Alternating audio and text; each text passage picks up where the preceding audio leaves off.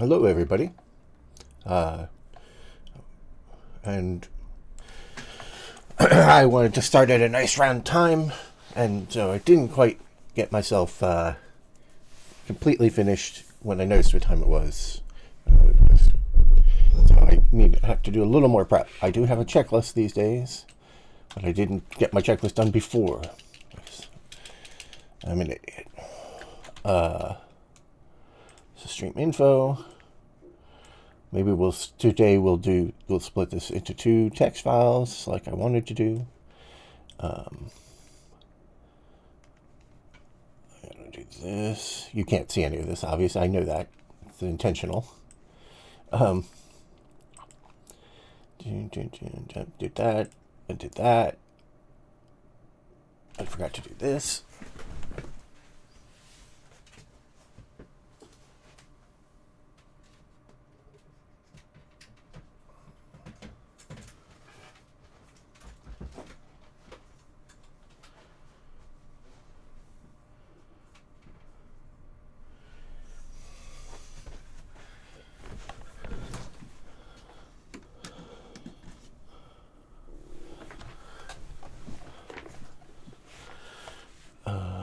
Did that, did that, did that, did that, did that, did that, did that, did that, did that. Okay.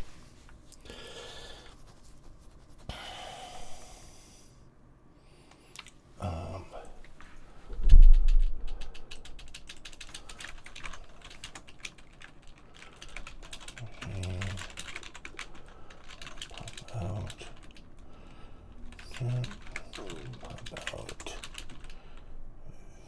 video.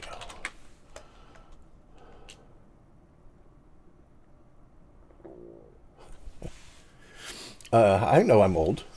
I know I have white hair. No disrespect. Sounds respectful, if anything. I think I'll interpret it that way. Pop player.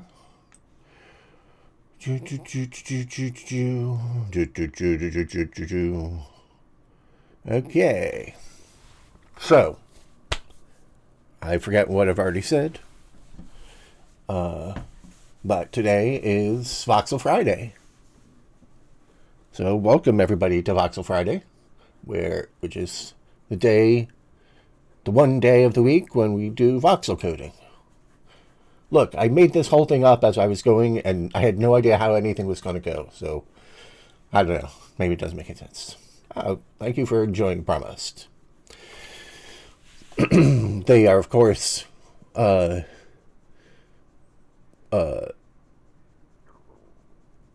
in Jonathan Blow's company's new game, Order of the Sinking Star, in a fancier format. That will include a third promise that I wrote, but did not release. And then we'll explore the mechanics further and the interaction of those mechanics with other games. I think it's all very interesting. I'm concerned about John Blow's politics, but there are other people at that company who've worked for a long time. So it's up to you whether you feel like you need to stay away from that just because of John Blow's involvement or not. I've gone on record in public as finding that stuff problematic, but it's a deal that I made with John back when I used to be friends with him. So, it is what it is. Or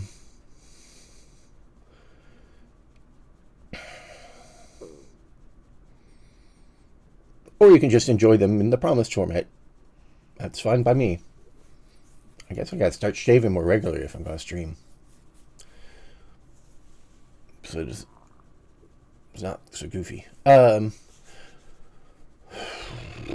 Why am I sat so low? Do I need to raise my chair, or do I need to tilt the... Why is this? Oh my gosh, this chair. I may need to replace my chair. Or do I need to tilt the camera a little? Probably to tilt the camera.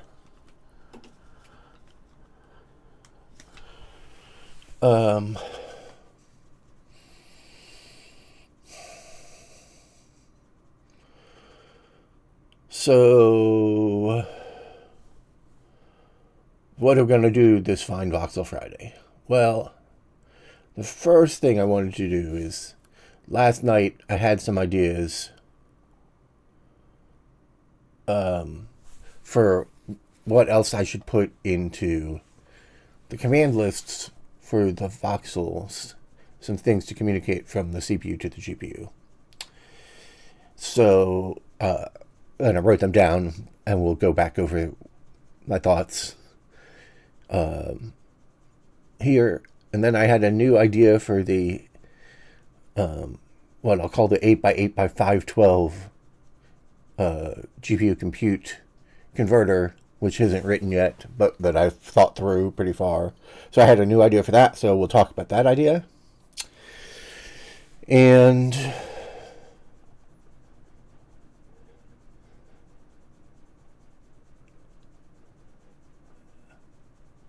yeah, I mean, look, regardless of the person, The Witness is, in my opinion, a brilliant game. And there was a lot of backlash once the political stuff happened, and lots of people going like, I never liked that game. And I'm sure they didn't. I'm sure there are people out there who didn't like that game. But, like, I'm not going to, like, change my opinion about how the game is based on my opinion of the guy. I was a playtester on The Witness, so I'm a little biased. But, I played it a couple times through. And at the time that I played it, it was not the case that all the machinery was operated through the puzzle interface. Like, so the last time that I played it, which was still probably before it was released, I got on one of those moving platforms in the swamp and had to input this, solve this weird puzzle, and realized that solving the puzzle was the shape of the platforms and where I wanted the platforms to go. I was like, already I thought it was an amazing game, but like at that point it seemed like a masterpiece to me. And I'm just not going to, that's how I felt about it. And again, it's fine if people didn't like it. That's not their kind of puzzle game or whatever. But yeah, I think it's a masterpiece. So the third promise, the first two promises, the sort of the premise of the game is that they're inspired by a game called Corrupt by Michael Bruff, and in that game, halfway through, there's a twist, and everything changes, and the same is true in the promise. In each of the first two promises, there's this twist, and you unlock this ability to totally change the nature of how the game works, in terms of you gain an ability to manipulate the fixed environment in some way, the environment that was otherwise fixed in some way. And yeah, Promise 3 introduces a third variant of that. And I don't know how Order of the Sinking Star uses that aspect of Promised at all. I don't know how he explores that.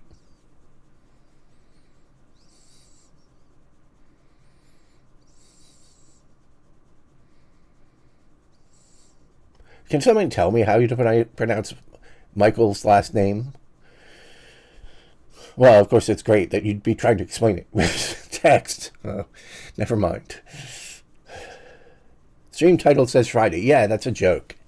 It's a Voxel Friday, because that's when I get to do Voxel stuff. So Thursday, I called Thursday Voxel Friday. I didn't put it in the title, I don't think. But yeah, I remember. But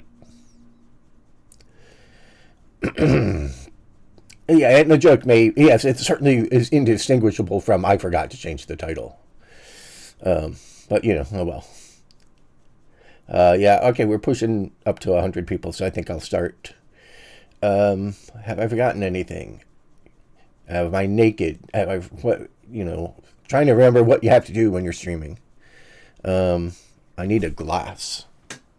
Well, I'll get the glass. Well, no, I'll get the glass now.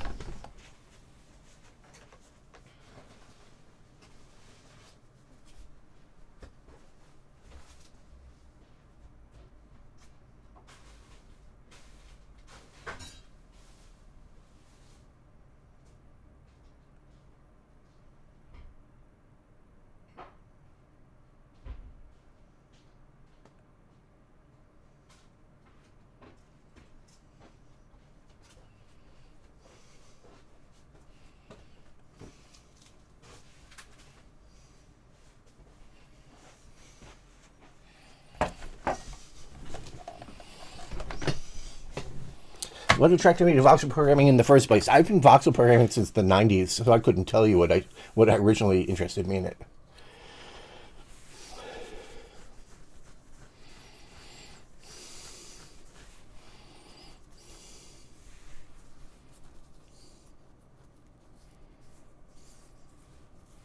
I'm very curious about Promise 3's new twists. How did you design an interconnected map, how modified without breaking multiple other things, all in a string? So all in a string, I don't know if you're referring to the actual implementation, because that is actually literally all in a string. I guess you must be. So I must have mentioned that somewhere. So yeah, in the source code, the map is stored in an ASCII string. Just a big 2D grid of text. And how did I do it? By thinking really hard. That sounds a snarky reply or something, but I remember, basically I kind of would get in a zone where my mind had sort of adapted to thinking about it really hard. So basically, when I got in that zone, and I got in that zone for about a week, maybe. And while I was in that zone, my brain had somehow gotten a little focused on this and was able to think better about it. However, I will say, occasionally somebody would report about. I mean, I think John was a key playtester. Those games are so hard that I actually really wrote the first one for John and Casey only. I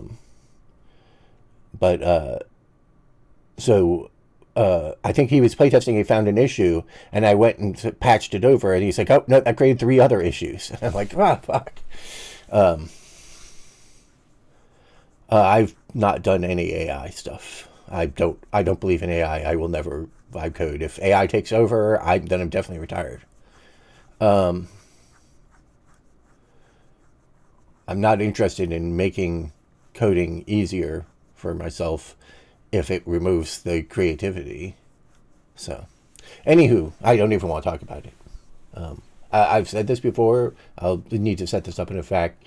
If people want to talk about AI in chat, it's fine. They can talk about it. Notice you didn't put nothings to at the start of it. So, if you put nothings to at the start and ask about AI, I'm just going to ignore it. Again, you won't get banned. I'm not. I think it's terrible. I think it's immoral. It's unethical. The way it's constructed, and I think it's a bad force for humanity in the Luddite sense. In almost every way that it's used. You want to make a neural net to help doctors diagnose stuff. Maybe that's okay, or maybe it causes their abilities to atrophy. But maybe that's okay. But once we get to the generative stuff that's been trained on the whole internet, it's just deeply unethical. But just because you patronize something that's unethical doesn't mean I think you're unethical. It's really the purveyors of it that are the unethical people. I wish you wouldn't use it, but I don't consider that a deep character flaw. It's disappointing, maybe, but anyhow. So, you didn't get banned for that. As I've said many, many times, let's keep politics out of it. I've kind of hit the edges of politics by talking about John Blow stuff, but I'm allowed to because it's my stream. But and yeah, of course, everything is political. The AI stuff is political, but I mean politics. Anyway, so yeah, so what you do in the chat that's not prefixed with nothings to is all on you. I mean, unless you're really being disruptive. I still read it generally and try to read it, and if maybe we'll get some mods in here at some point besides me, so that people who are disruptive for 5 minutes and I'm not looking at the stream doesn't cause a problem.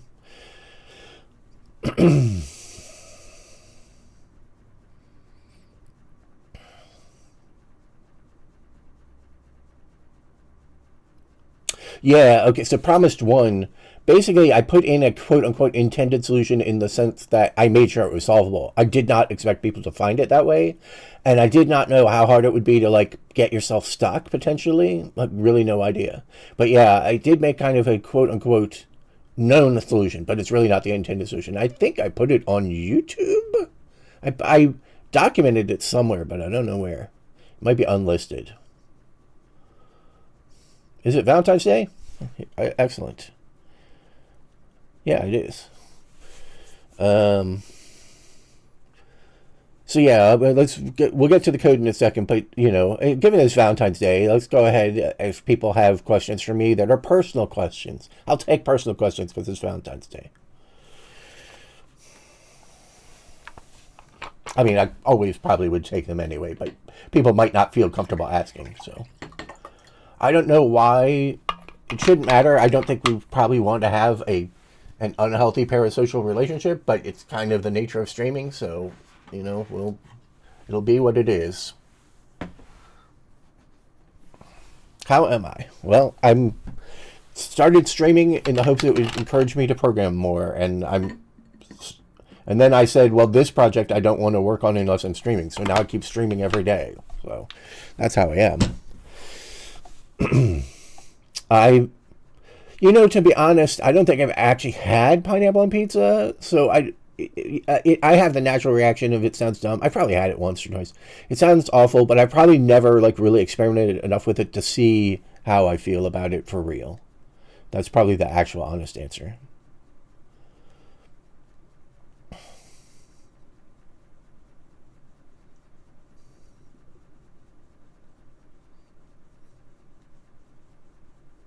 Okay, so somebody then, of course, asked the obvious personal questions. I have to decide if I want to go down that path or not.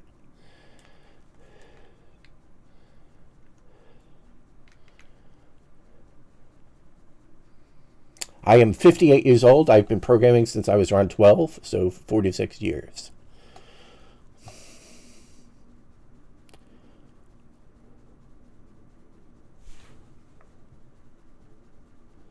We show some high quality rad code. Well, okay, okay, that's your Pokemon. Pineapple is way better than anchovies. I'm not a fan of anchovies, period, and especially on pizza. I'm certainly internet friends with people, but the relationship is so asymmetric in streaming. My channel is small enough that maybe that's not as much of a problem. Maybe it's pretty akin to social media. But you just know me way better than I know you is the thing. There's too many of you for it to be otherwise. Like maybe I've had pineapple on pizza and just don't remember it too. Like, where's my cleaning cloth? There it is. I reorged my side shelves. I'm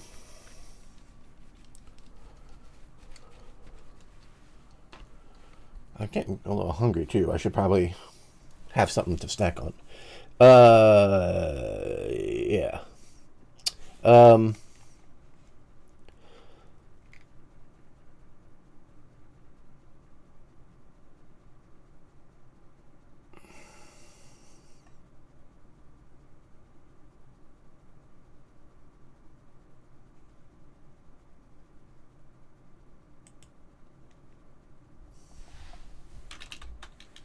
What?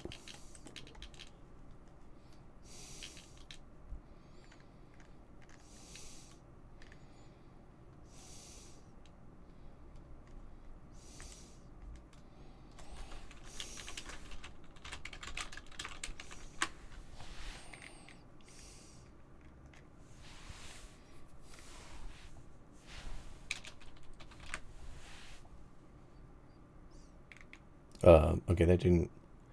It was supposed to be a reply to a particular person. It didn't go through as a reply to a particular person. Who knows?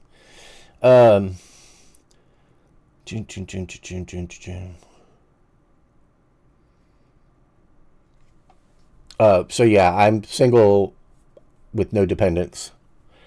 Which is not me saying I'm on the market. That's just me asking that question that people asked, which obviously influences my ability to say I'm retired and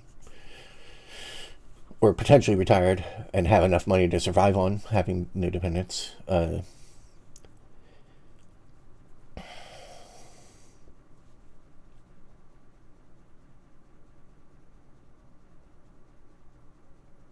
favorite 8-bit era game?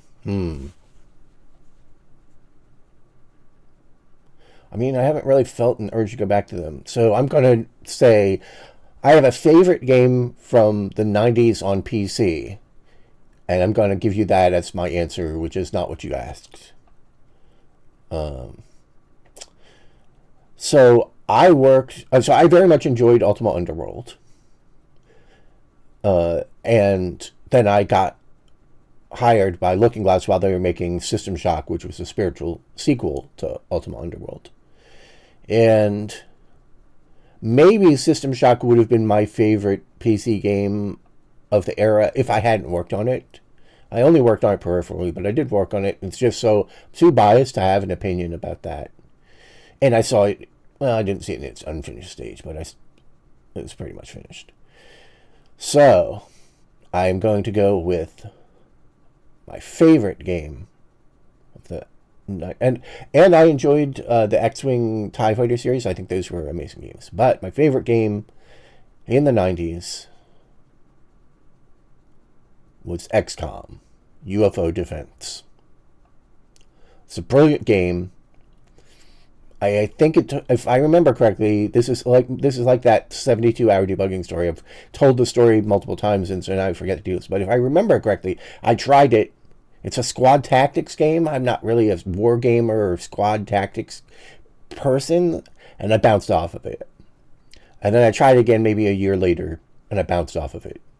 And then I tried it again a year later, and I was hooked on it. And why did I keep trying it? I don't know. But thank goodness that I did, because it's just an incredible game. It's just brilliant in so many ways. We could talk about that someday. And I bought the new XCOM and had it on my desktop and never ran it.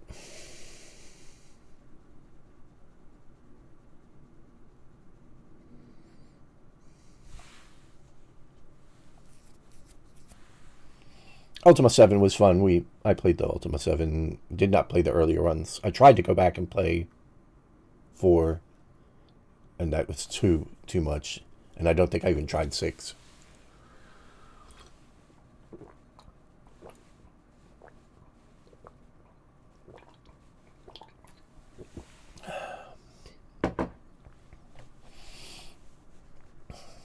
But yeah, I've gone back to. I guess now I should go back to XCOM again. It's been a while, but I would go back to XCOM every couple years and play it again.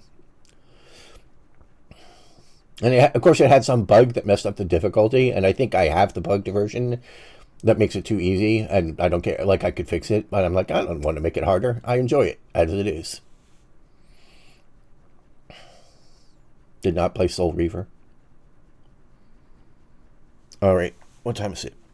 Well, we'll give it till 9:30. We can wait till 9:30 to start. So,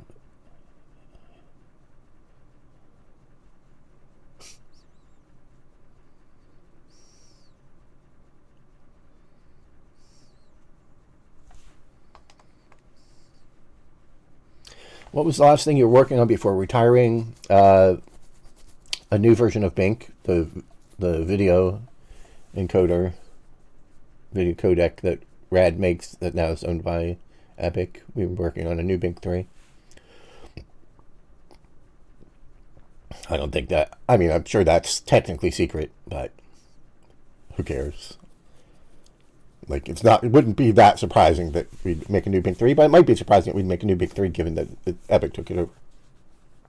So wait, did you work with Casey? So, back in the 2002... we started this thing that we did for a couple years called the Indie Game Jam that Chris Hecker and I ran. And the reason for that was because I lived in Oakland at the time. I moved to Oakland in 2001, maybe a week before 9/11. And I had left Looking Glass, and I was like, okay, either I'm going to find a company to work at, and it needs to be small. I can't go work at a big company. or I'm going to do something else. I'm going to take my savings and try to do indie dev. And I couldn't find a company that I wanted to work for, so I was like, okay, I'm going to go do indie dev. And at the time, I was living in Boston. Obviously, the Looking Glass people were there, but I don't remember why. But I didn't want to stay in Boston. I honestly can't recall what the logic was. But so I moved to California because I knew some developers in California, specifically Chris Hacker, who lived in Oakland, and I knew, where did John Blow live at that point? I don't actually remember if he was there or not. And Casey had been personally associated with Chris Hacker, but at that time he was at RAD, I think.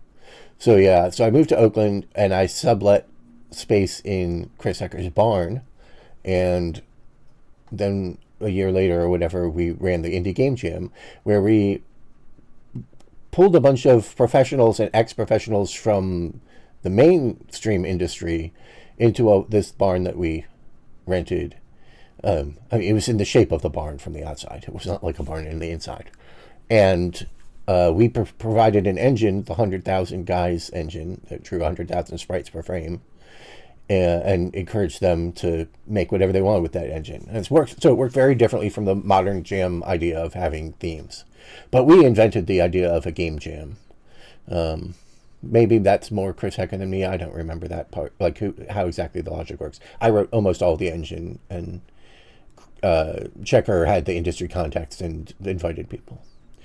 And Casey was one of the people at that, I think. He was certainly at the one the next year. And John Blow, for a while, was also subletting space in that office from us. And he was at many of those indie game jams, but not contributing. He was just doing his own thing. So that's a very tangential reply to the question of, do you know Casey? But it seems relevant.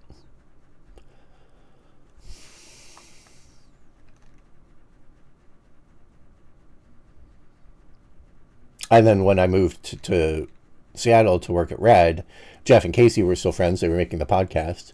So I hung out with Casey a lot through Jeff for a while. All right.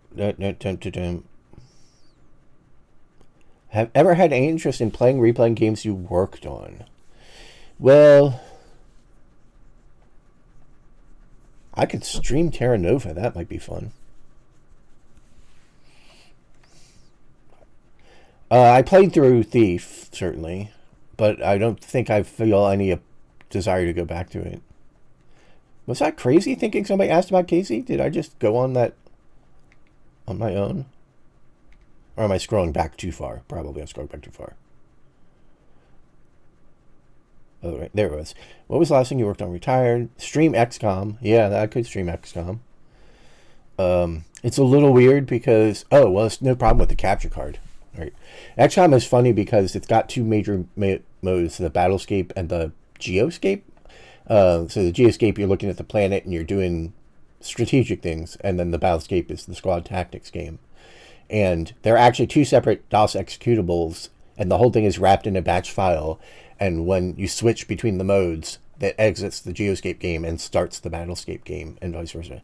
So that would mess up streaming if I were streaming directly, like capturing Windows. But of course, with the capture card, or even just capture desktop, I guess it would probably be okay.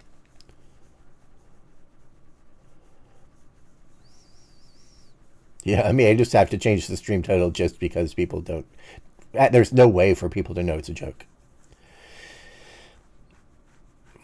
Okay, so apparently I totally fantasized someone asking about Casey, because I don't actually see it anywhere in here. Why did I think that?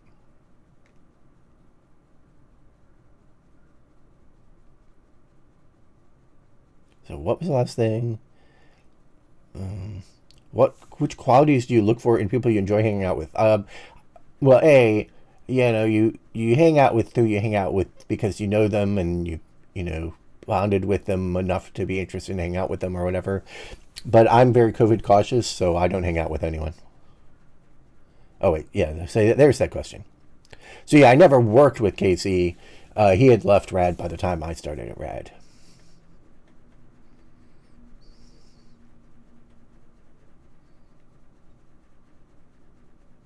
I didn't actually make the documentary. That was a joke. The Jeff and Casey documentary. We release Promise 3 after Sinking Star. Yeah, I think what I'll do is I'll wait 1 year and then I'll release Promise 3. It's kind of unfinished. There's like, instead of an ending cutscene, there's text that says what the ending cutscene should be.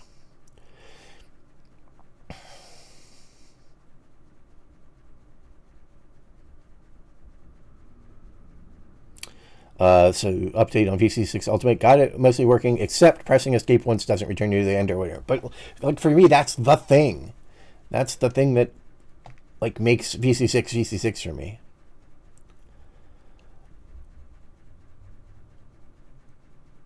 Is that an array? I don't remember what I said that was relevant to that.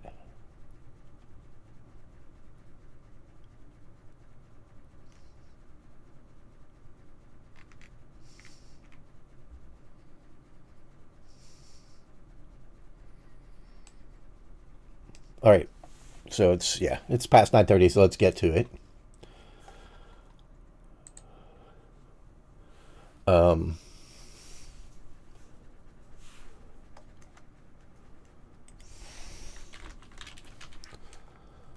Let's see, where do I want to save this to? This is Sean writing stream log.txt. Okay, so we're going to do this thing that I did on OBBG, which I think is good, which is I'm going to keep a running log of what we did in the last stream.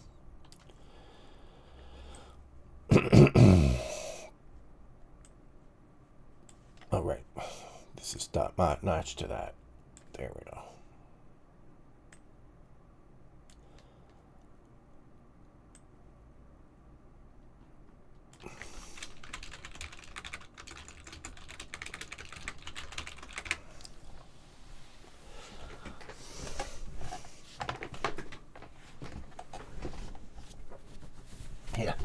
Yeah, I make it worse by using such a large text edit window and by then filling the rest of the things with more white screens.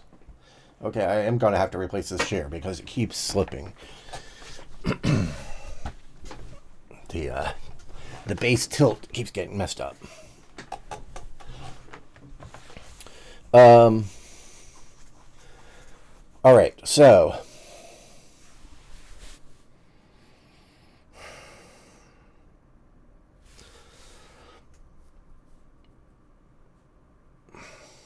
first of all, we have some new types of commands, but they actually don't go in the same command list. These actually belong elsewhere. So I was thinking I need to bump up to 3-bit type, but maybe I don't. But, I do have an idea for one that does need to do this.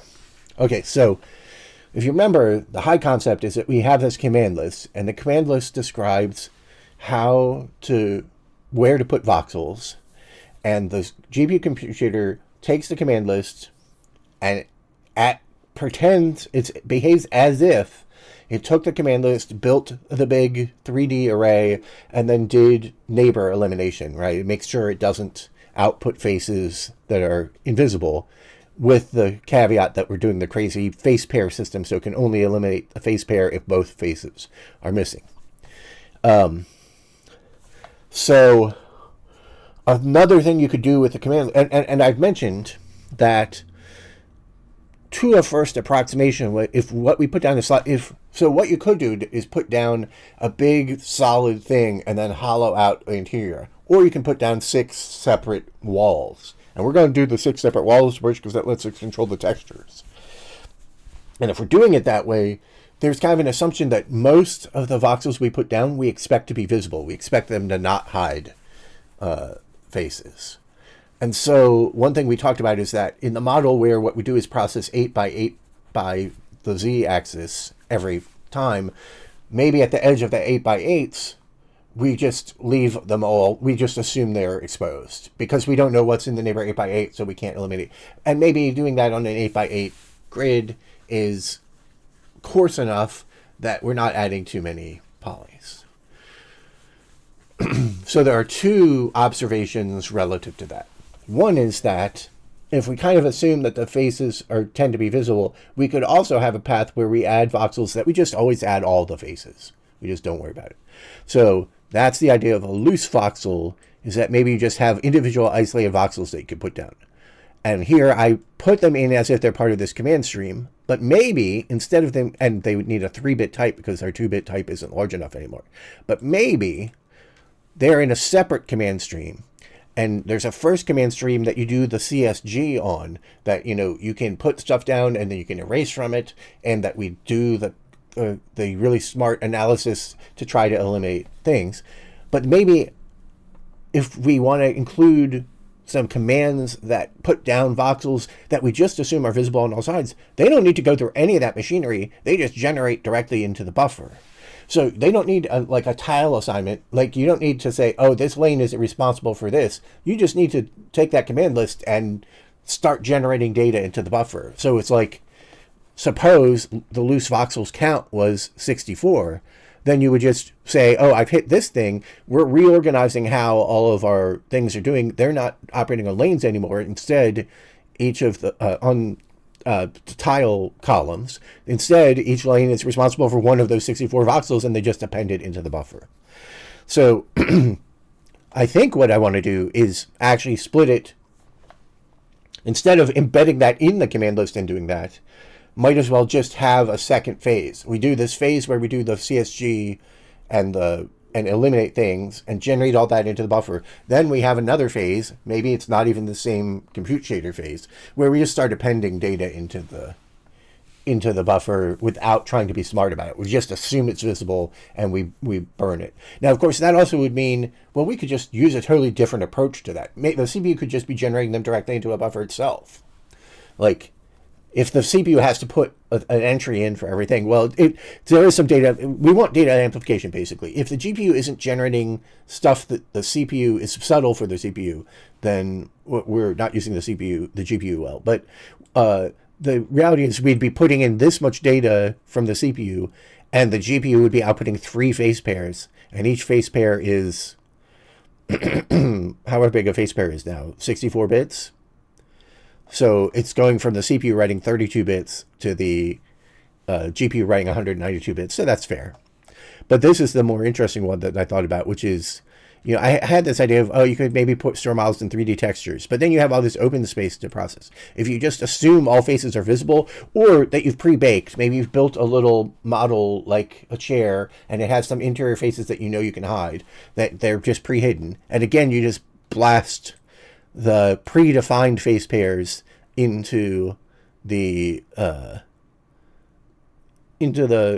output stream. So if you did that, these might be part of a different command list. So let's call this the direct face pair command list. And it could work totally differently. You could just have 2 lists. You wouldn't need to use a command list at all. But let's just pretend that we're doing it as a command list to start with. So you might say, and so I made the assumption here that it would just use the same texture on all sides if you do these loose voxels, because you're just trying to slap down some kind of feature. And let's say that we'll assume that if you're doing that, they all use the same texture on all sides. But for the face pair model, you've just got a pre-built model somewhere in memory, and it's got textures pre-assigned on all the sides.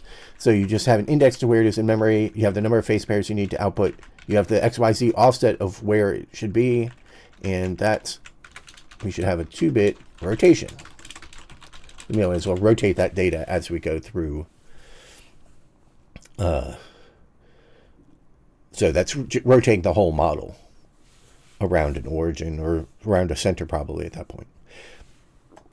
I did make it signed. The idea of being signed is that you want the model to be able to start off the edge of the thing, because we're going to be building these big 256 by 256 tiles, and we want to build the exact same building on each side of the 256 by 256 tiles. So you need to be able to place a model that straddles those boundaries, and so on one side of the thing, its origin is going to be off the edge.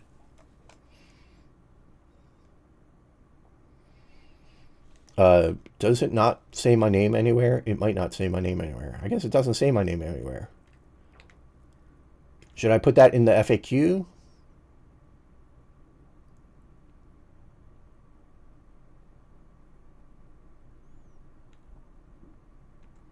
I think it should go in the FAQ.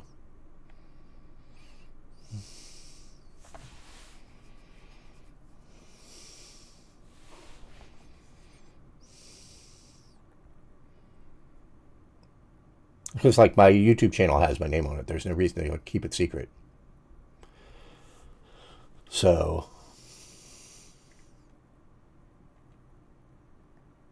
I could put it in the title. Is there a description? And that I don't have a description? Do Twitch streams not have descriptions?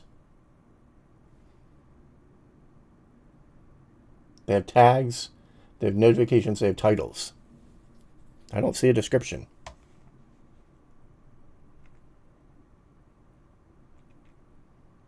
The About section, which mine is empty, I guess. Where do I edit that? Let's see. Channel. Creator dashboard. No, it's not the creator dashboard. Oh my god. No, take me away from all this junk. Channel. No, that's just the user view of the channel. There's an About section for your channel, but not for the stream itself. That's fine. That would work for this. It is weird that there's no description for the stream, but it makes sense that people don't want to be updating it every time. I guess it's in Creator Dashboard somewhere, but I ain't got no clue where. What a nightmare of a screen. Settings. Channel. Bio. There we go.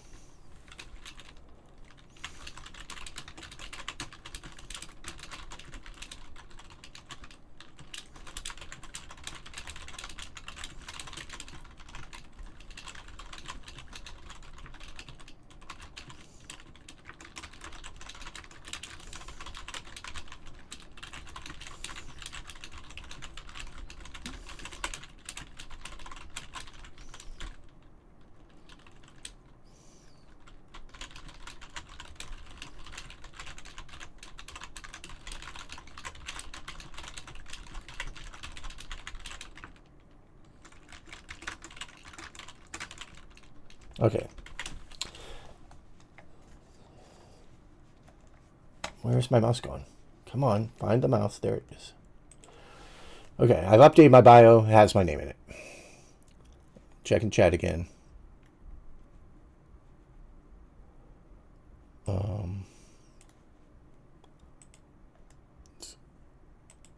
Go back to the channel and check that actually shows up now.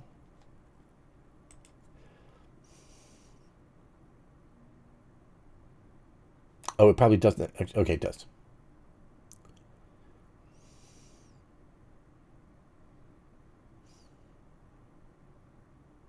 Yeah, okay.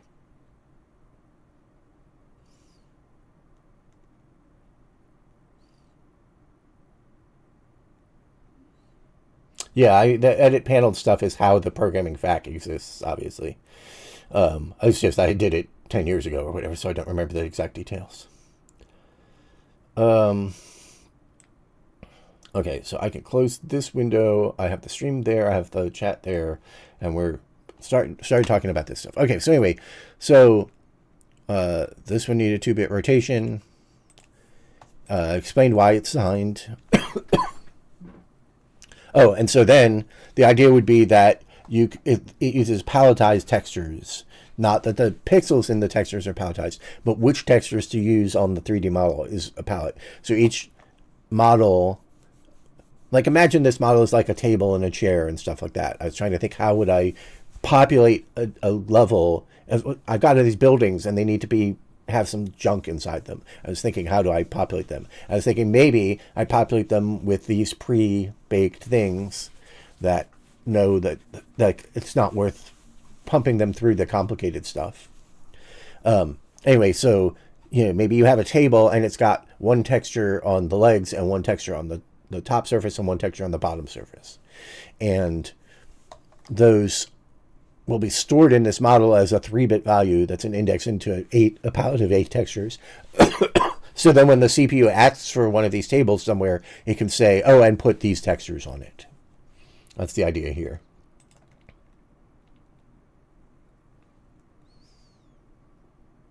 I didn't know if I was going to stream or not either.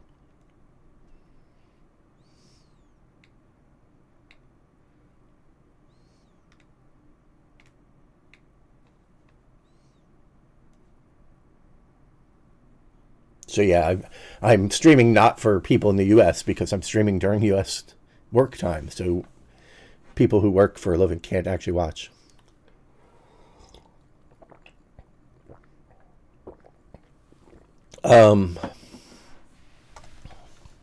This was part of the description of this. So, but I did think of something, and we do need these to be 3 bits.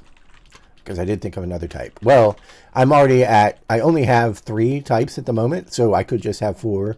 But I believe there's room for the 3 bits everywhere, because they all have padding.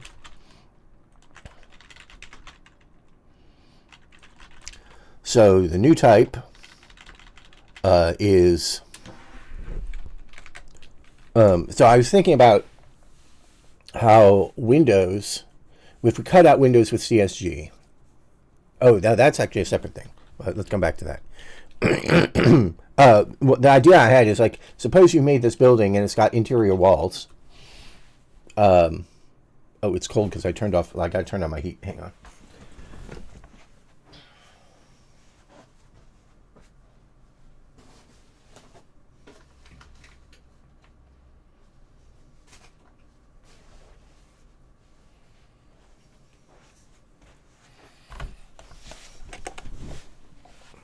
If I put down this big slab and it's got the exterior wall and the interior wall as different textures, but then I go along and I'm thinking about the various interior rooms, maybe I want to make the texture for an interior room, the wall texture, be something different.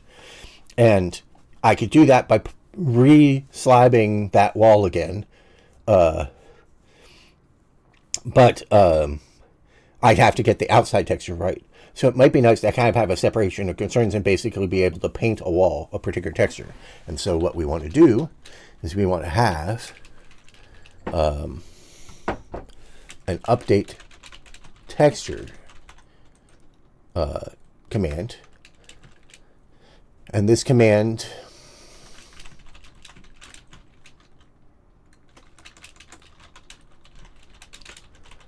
I don't know what it looks like. I guess it's a slab. I guess it's just a slab shape.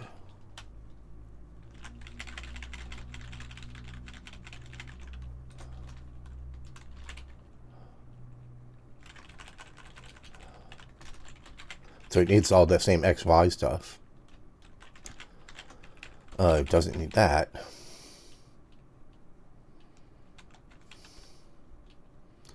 And then it needs 6 bits for which sides to update texture.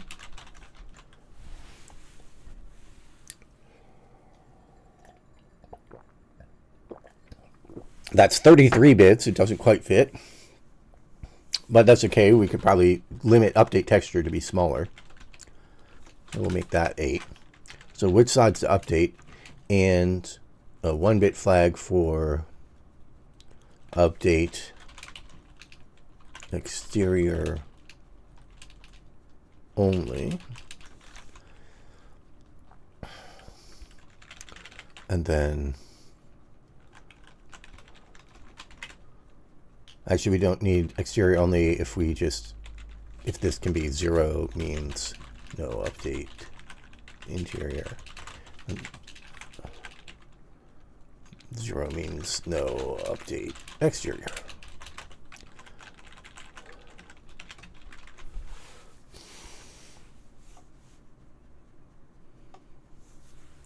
So the first pass will, a slab will say there are voxels and what the textures to assign them, And then later you can come back and update and say, this voxel should have this texture on the side, or even this wall should have this texture on the side.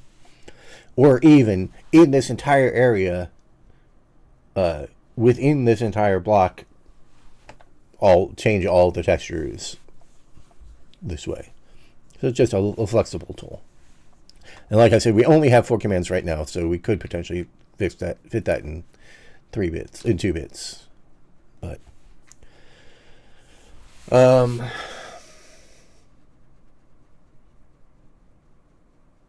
so yeah, so the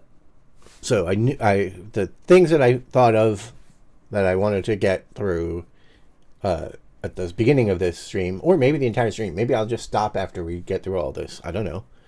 I don't have a plan. As you can see, I don't have a plan. So there's that. There's the voxels that we just always output all the faces for them. And then there's the third idea that I want to talk about. And you know what we're going to do for the third idea that we're going to talk about? Can any of you guess what's going to happen for the third idea I want to talk about? This is a totally unfair question. But all right, I'm going to give you a hint for what we're going to do.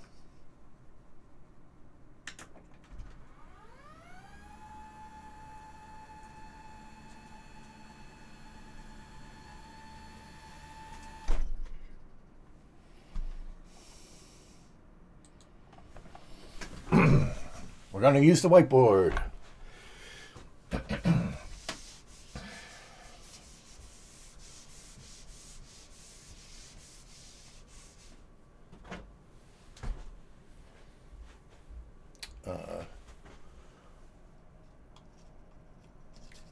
Why is that off center? Oh, that's the stream pop out, not the stream.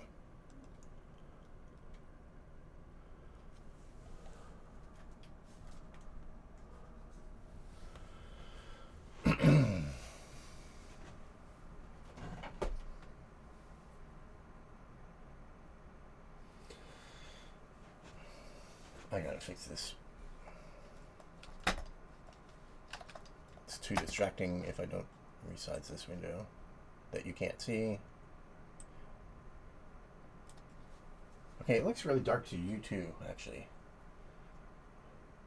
I mean, I guess it's fine. Oh, the black. Gotta bring up the black overlay.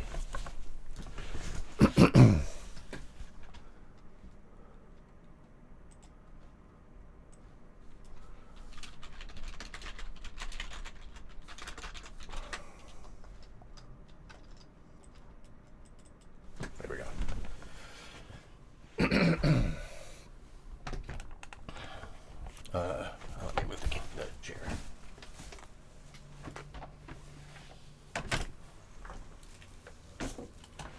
Okay. Except now I can't see the chat.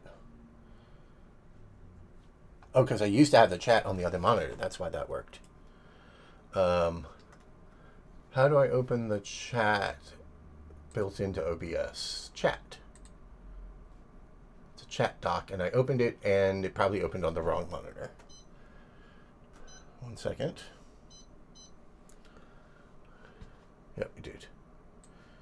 Is there a way to resize that? Oh, I docked it. I accidentally dragged it somewhere where it docked. Okay, good. Does the Twitch chat built into OBS have a scale? Can I zoom the scale? Is it just a browser? Can I just control? Yeah, I can't just control plus control scroll. Okay. And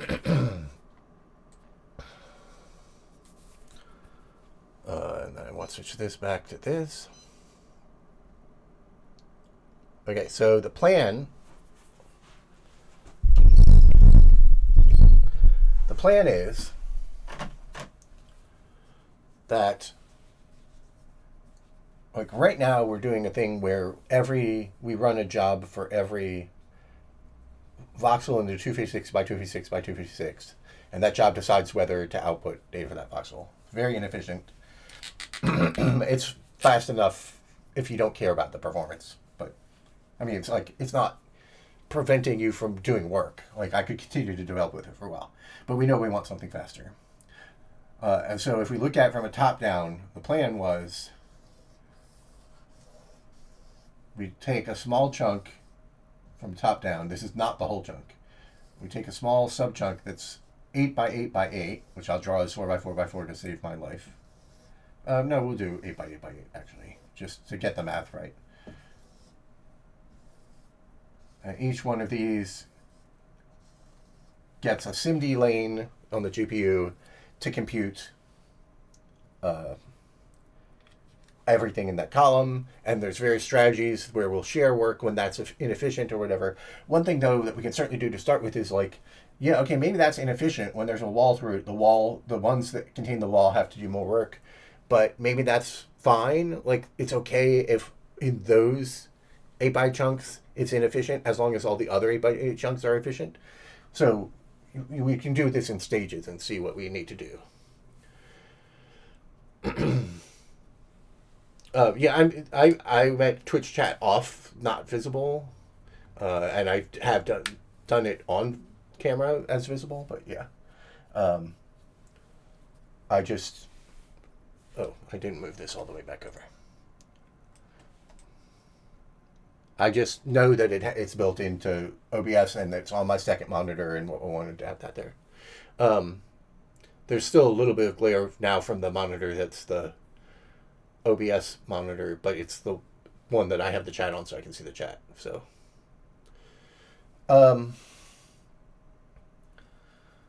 so the thought was we would use a work group of size 64, so effectively a hyperthread with 64 SIMD lanes or 2 hyperthreads with 32 SIMD lanes, to solve this and solve every problem independently when that's efficient and some other strategy when it's not efficient.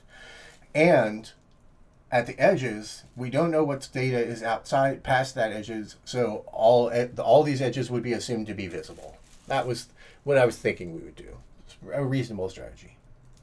And the first step in doing that is that every column is going to, in shared memory, which is a special kind of memory for the GPUs for computers, every individual one is going to build a bit array for its entire column for which voxels are present versus which are empty. And by doing that, they can look at their neighbors and see which ones are visible and empty with bit instructions and do it very efficiently.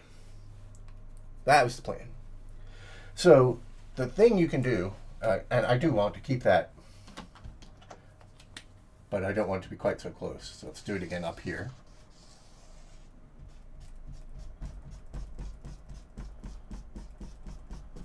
Bit array.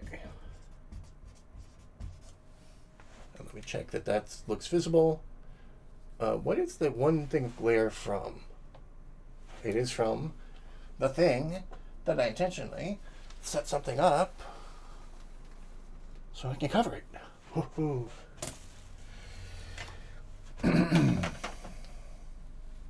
So, one of the things that we did in OBBG, I mentioned, is imagine this was the full 256 by or 128 by 128 chunk or whatever it's. We generated that description of the neighboring chunks so that we could have them to do the decision of whether the faces are visible. But you could also, on that scale, just always have them be visible.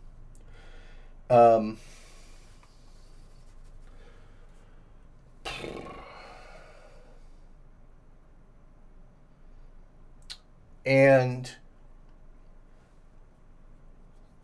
so you can imagine doing the same thing where you we want to generate 8 by 8 columns, but we need a little bit more data to do it accurately.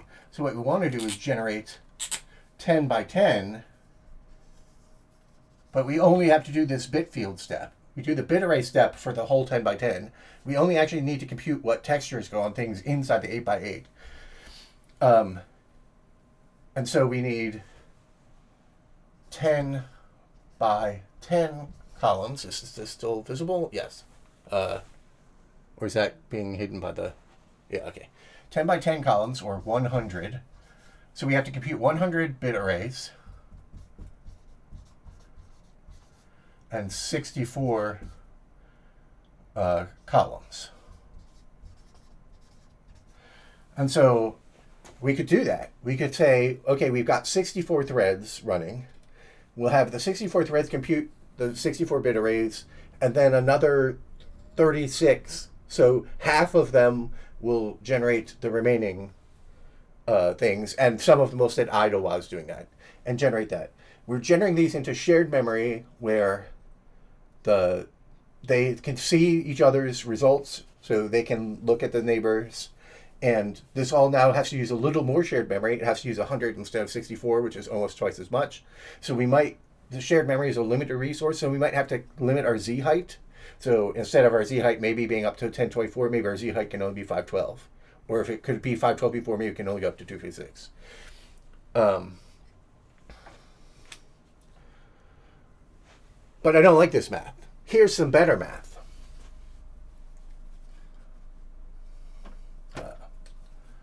We don't actually look at that square, or that square, or that square, or that square, because we're only looking at the neighbors of the faces. So if you count up how many we are looking at, there's 8 here, there's 8 here, there's 8 here, and there's 8 here. So we have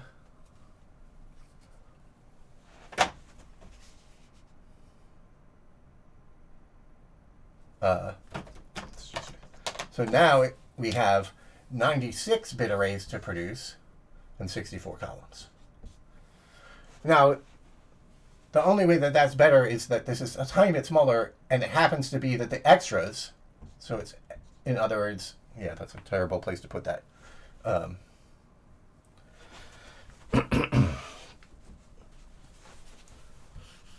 We need to do an extra 32. And 32 is half of 64. And like, you could just do that because it's pleasing, but you could also do something different. You could say, instead of using 64 SIMD lanes, let's use 32 SIMD lanes, which is what we already were doing for that ballot stuff, because ballot is a pain in the ass to work with 64. So the current ballot stuff that we're doing only does 32. We can address that. You can make the 64-bit thing work. You could use a 64 thing.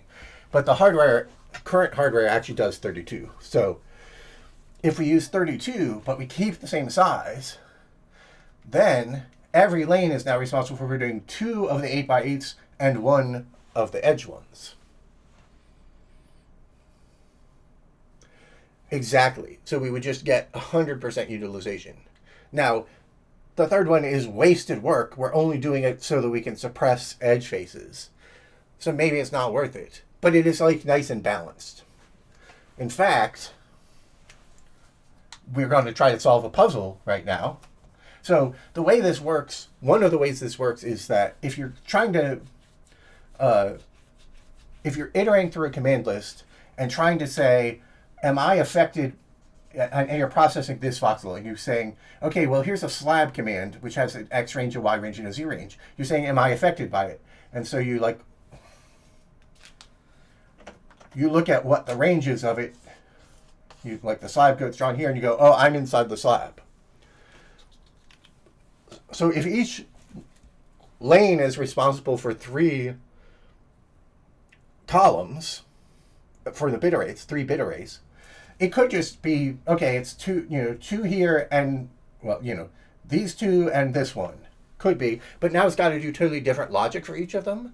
So what would be nice is if we can guarantee that the 3 that each lane is responsible for are either a continuous group of 3, or maybe an L shape in a 2x2 region, because then they can do a 2x2 region test to decide if it overlaps. But the 3-way is perfect. Like, the decision, am I in that, is now optimal. You'll definitely be, the result of that test means you definitely need to process versus don't need to process.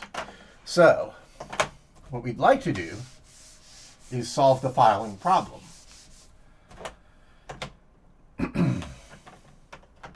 Given this pattern,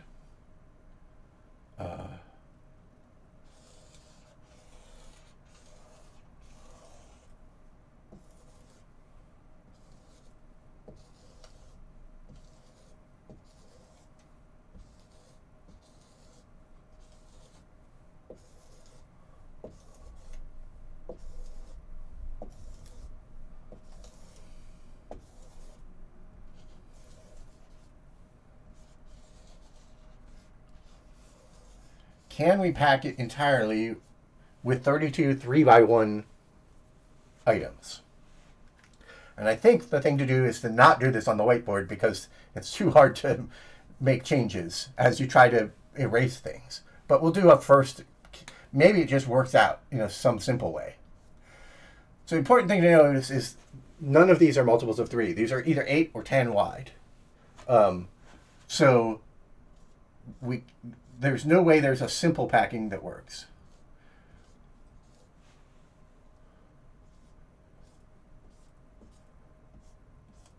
Let me see if chat has said anything informative.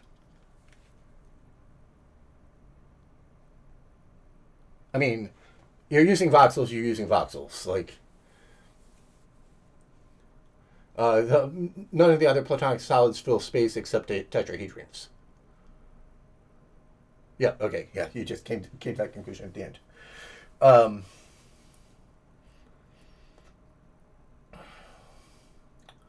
So, if we stuck 3x3s vertically here, then we have this 2 space, so obviously that has to go this way. Now this one, well, let's see if we could do this symmetrically. I think it won't work, but let's just try a symmetric solution.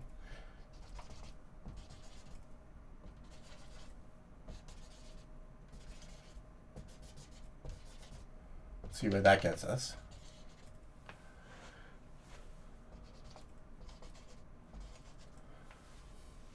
Okay, well then that's 3, that's 3. Don't know if we want to be symmetric on this axis. 3, 3. Well, now we've got to go 3 here. We've got to go 3. Yeah, this won't work. This one's forced. If we're being symmetric, these are forced. This one's forced. This leaves this shape that I can just tell looking at it you can't possibly do. That left this shape at the center. All right, so now let's ignore the green squiggles.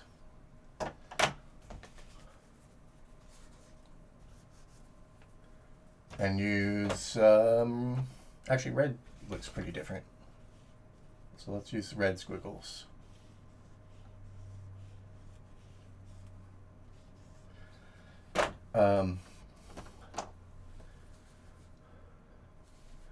So we know we can't fill this. Well, okay, we could try. Well, also we could try breaking symmetry. Suppose one stuck out like that at this corner. Well, then this one's forced. We definitely don't need symmetry, but we're going to stick with symmetry. Let's just do bilateral symmetry now. That's forced. Now this is forced again. But now this is forced. This could be that. This is now only 2 wide, like that. So this is forced.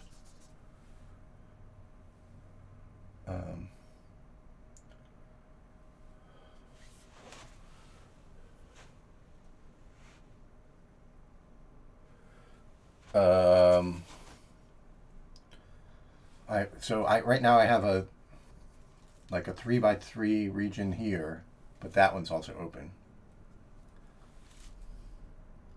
So I don't know whether I should fill this horizontally or vertically. We definitely can't also symmetrize vertically because this is already conflicting.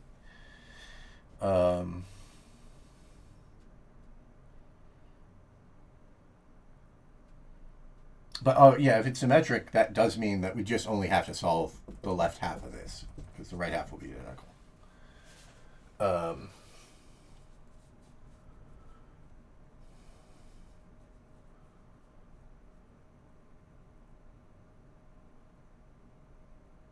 Well, okay, let's try filling the top the same way, but now this one has to come out that way.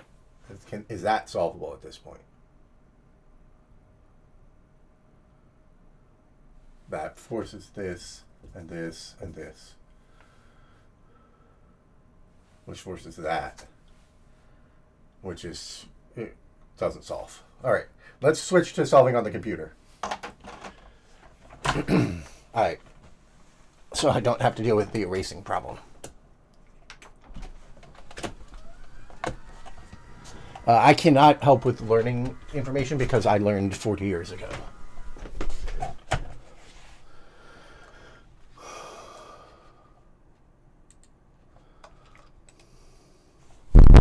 Sorry.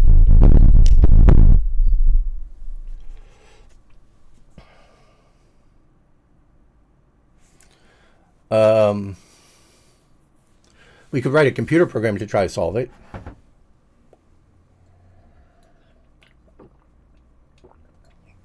Would that be worth doing?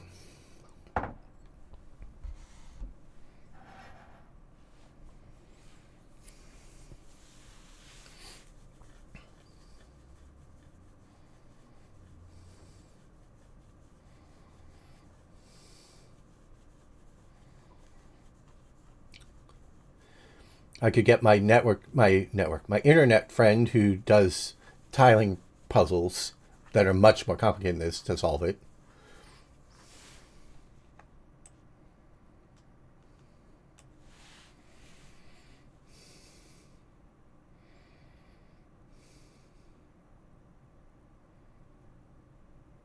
I wonder if there's just a website that will solve. Probably not, because it's, well, it could run in JavaScript.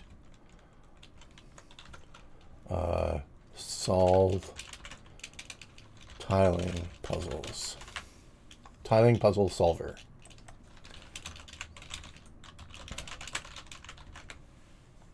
Polyomino solver. Solve general tetromino. Oh, it's GitHub. It's not a website.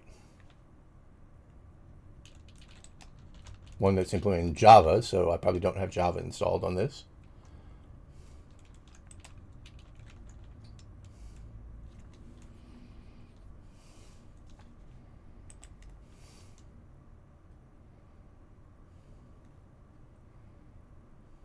Oh, no, it's on GitHub, but it is 10.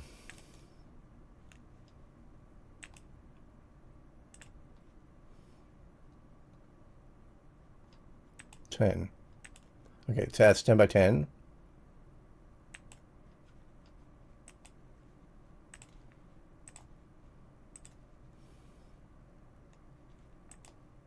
How do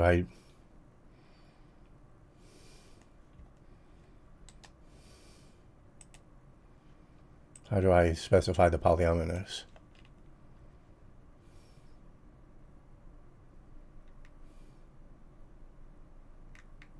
Where's the UI? How do I use the UI, you jerks? Ah!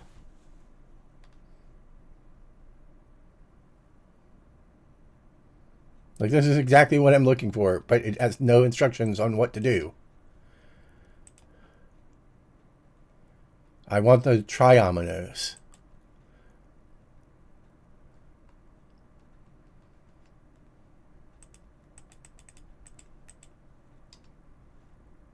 Do I draw them here? Oops. Why does it get stuck? Why does it think my mouse is down when it's not down? Oh, very weird. Do I make them here and then somehow say convert that to a polyomino? Aha!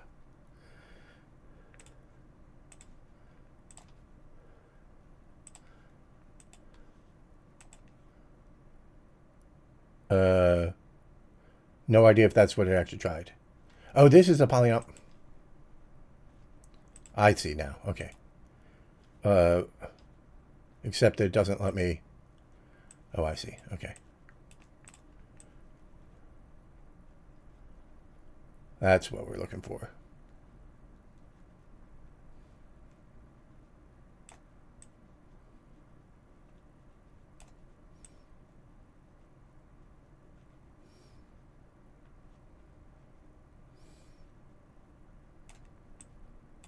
Then the only question is it going to make me put every triomino in separately? Yeah, that's great. I have to actually enter every single one. Brilliant.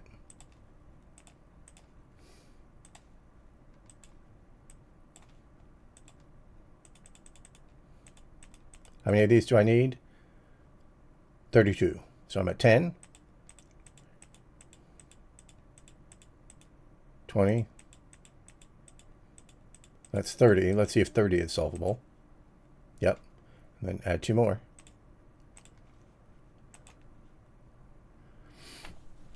So yeah, it might not be solvable.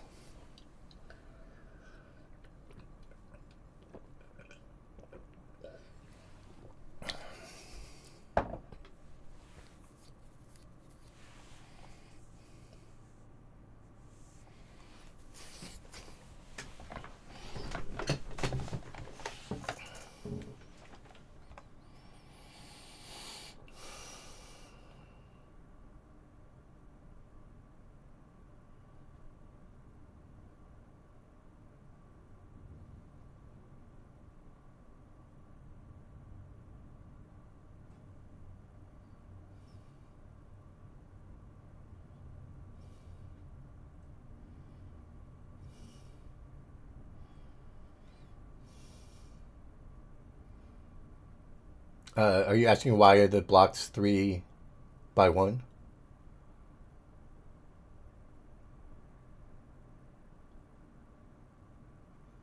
Because I just showed an illustration on my whiteboard that the idea is that we're going to have this GPU computer shader is going to have 32 threads, jobs, SIMD lanes is my terminology, 32 SIMD lanes trying to solve this problem, and there are 96 tiles. So we would prefer if we can find a solution where each one is using, each one has to solve 3 tiles, and it would be simpler if each one can solve exactly a 3 by 1 problem, subproblem. They don't have to. We can definitely make the code work if their 3 things that they're solving are not in a row, but the code will be faster if they are all in a row.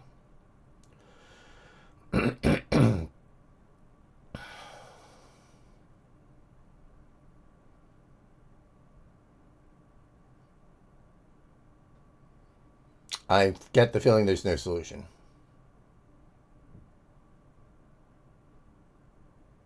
There's also no cancel. So if I want to stop it and try solving it with the other thing, it's going to freaking require me to re-enter the whole freaking data. Come on.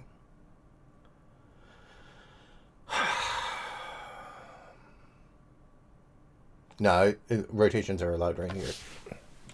It would have just stopped immediately.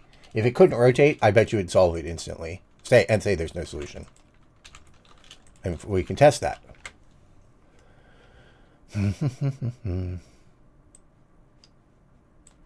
Oh, it remembered the old thing. That's great. 1, 2, 3, 4, 5, 6, 7, 8. Yeah. So if we turn off allow rotations and say solve, maybe it won't solve it instantly. I would assume that it could solve instantly. Whenever it's not realizing that these are all the same and it's redundantly trying them. That makes no sense. There's no way you wouldn't be checking for that. Okay, well, yeah, anyway.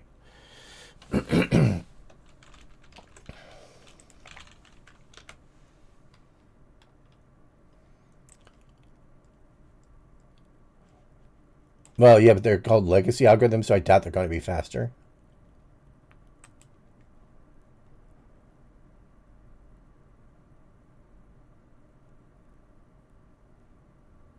Why are these finding partial solutions?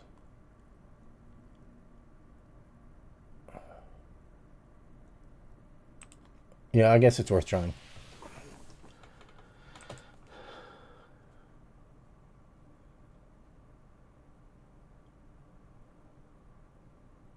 I wish it told me what small and large meant, but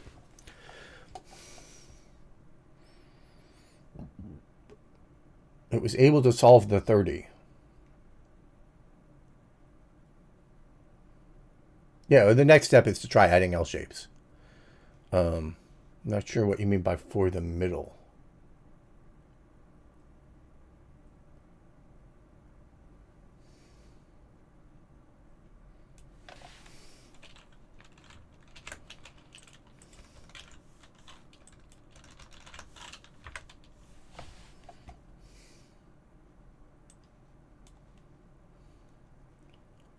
L shapes in the middle. Like that. That somehow makes it trivial.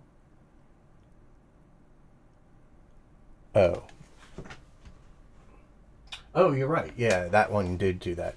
I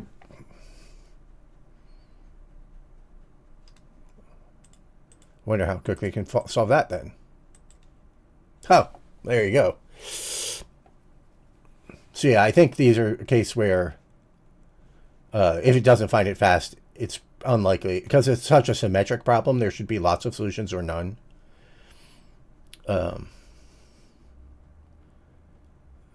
of course, what we'd actually like is a symmetric solution. And we can do a symmetric solution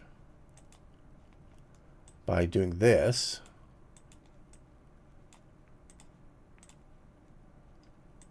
Okay, so first of all, can we do a and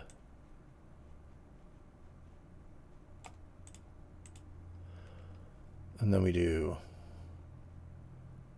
we want what, 16 now?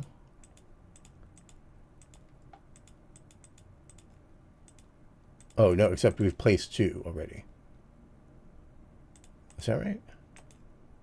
Yeah. And that is also symmetric on the vertical axis too. The symmetry is important just because then the amount of work you have to do for each lane to decide what it's doing is less set up.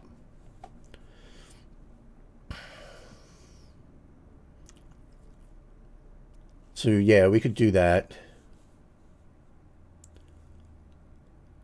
At that point, you'd almost be... So yeah, that's a good question. Can we solve it with only else? I think that solution is simple enough that I can remember it. No, let's keep it up just in case.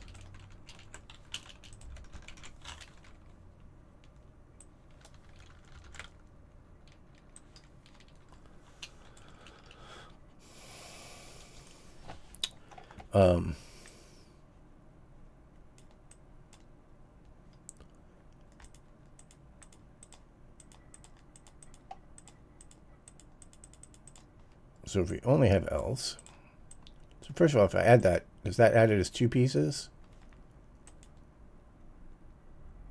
Yeah, it does actually. I mean, it is a single piece, I think.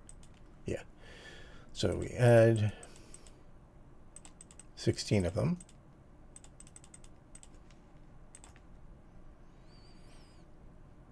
But we'd like a symmetric solution.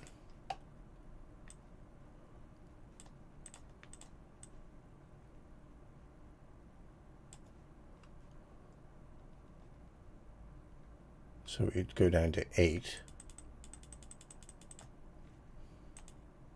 Oh, whoops.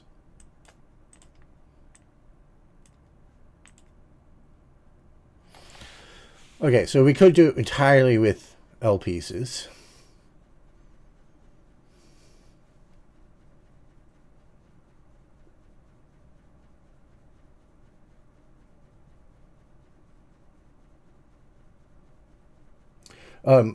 Why the cells need to be contiguous? Because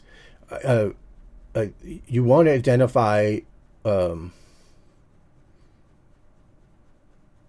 want to efficiently identify which of the 3 cells that you're responsible for are involved in a given operation.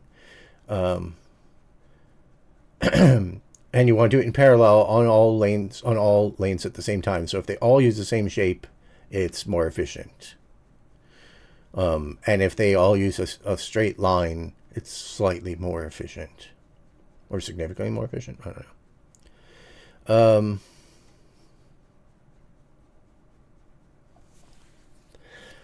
So now I think what happens is you detect that you're in a 2x2, the correct 2x2. Then you want some way to number the 2x2 squares. And that number will come out 0, 1, 2, or 3. And you will resolve it. And you'll rotate that. There'll be a rotation built into that so that 0, 1, 2 are the ones that you're actually processing. Something like that.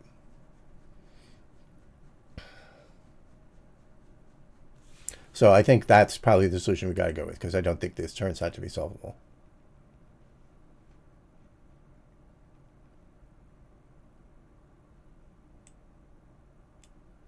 I'm going to assume it's not a small or easy problem since they take so long.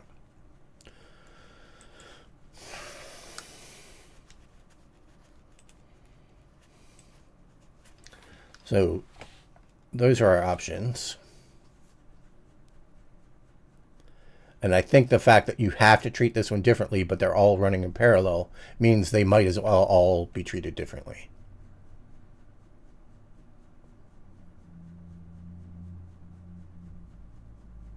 I think.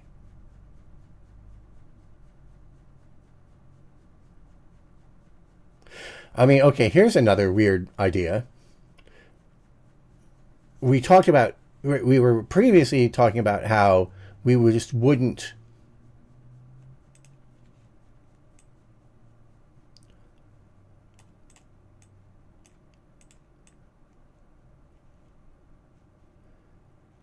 so in the original pitch,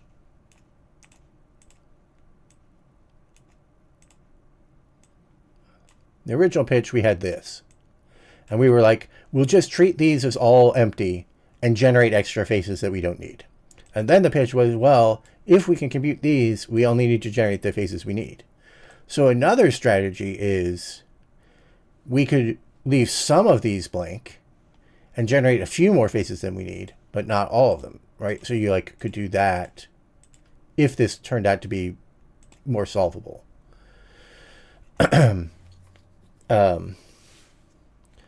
So now 3s fit here, but 3s don't fit here. Right? Like the ideal case would be that they're all the same and unrotated. That would be the ideal case. Because then they're all can use the exact same math to be found. But that ain't happening with that layout. Okay, so we want with that we want 32 of these. 20, 32. So now if we start removing some more, 3, 4,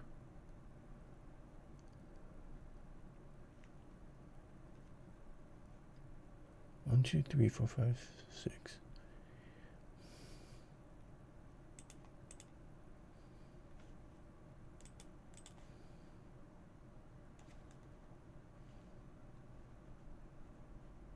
But we can't make them all the same orientation. If they're all the same orientation, then the rows would have to be multiples of 6 or 9.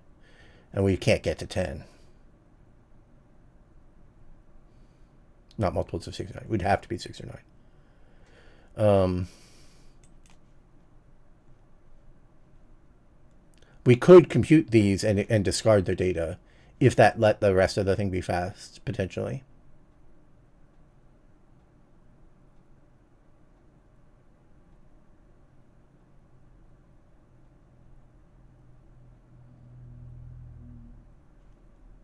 So yeah, this thing you can easily fill.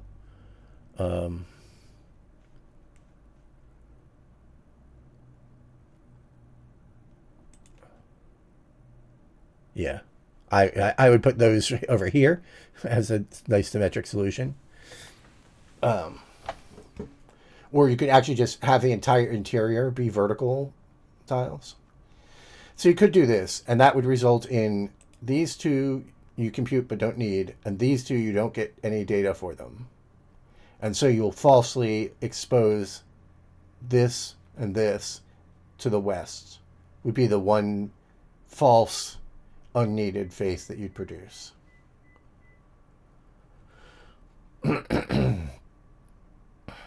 But even just having to rotate them at that point,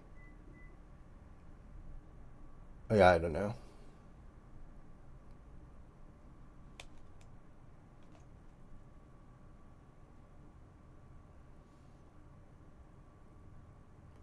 At that point, it might just be better to have the...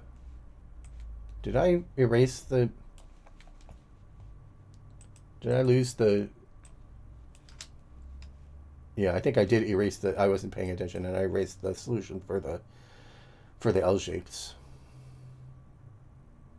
But that's trivial to solve because you're forced in the corner, so it shouldn't be hard to reconstruct.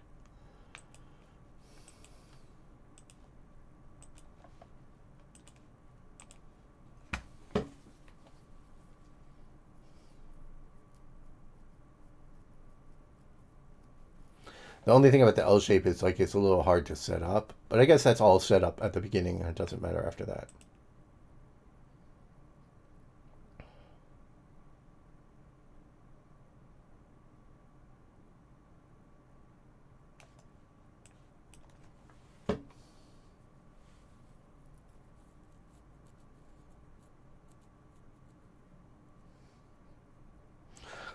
Okay, well, so the code will look like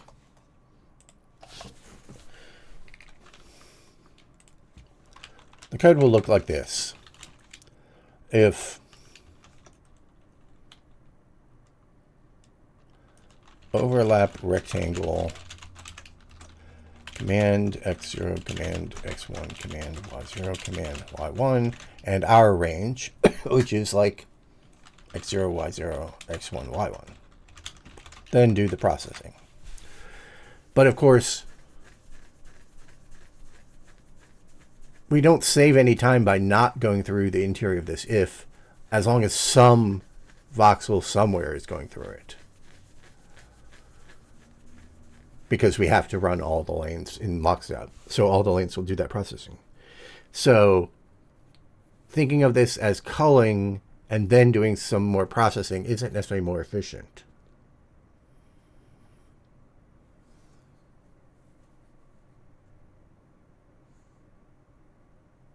So what you really want to be able to say is you want some efficient way to say I equals index of.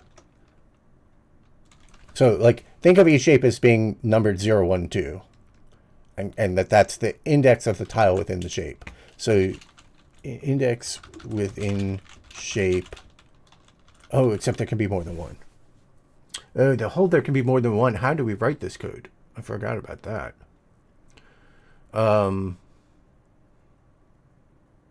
This is only for the bit field processing. So all we're trying to do is update the bit fields, bit arrays. So the worst case, so there are two important cases, is all of them are covered or none of them, or one of them are covered and none. So if all of them are covered, we have to do 3 steps of processing, but hopefully our neighbors are also doing that much work too. Like there's just no way around doing the 3 steps of processing. If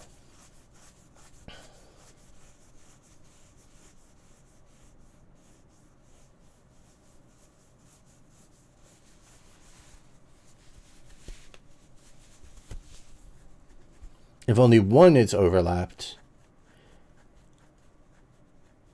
then the neighbors might be one and might be more. It's hard to say. So I'm not sure it's worth having a fast path for only one.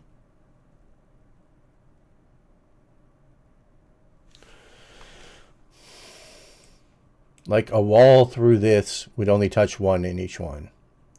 But if you had the L-shaped thing, that's not going to be very common. You're going to actually hit 2 or 3 a lot. So maybe you just solve for each one separately and we don't need to have them be coherent. Because the work that you have to do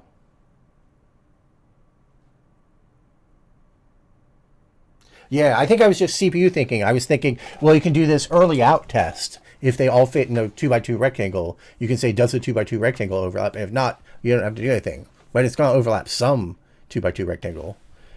So you're not... The early out doesn't make sense on the GPU. It only makes sense on the GPU if every lane early outs.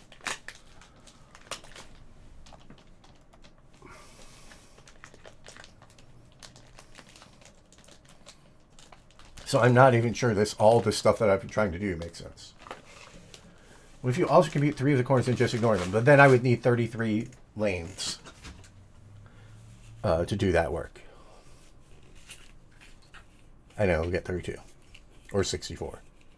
So we'd be wasting a lot of work by bumping up to 64.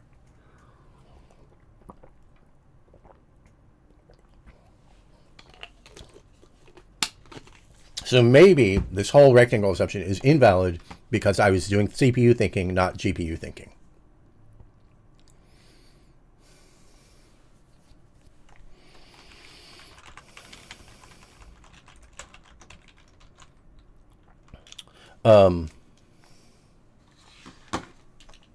let's update the measure to use 3-bit values.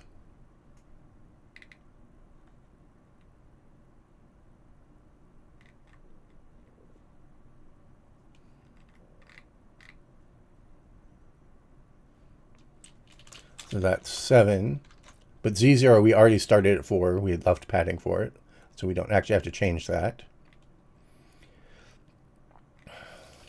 And then in the code that generates it,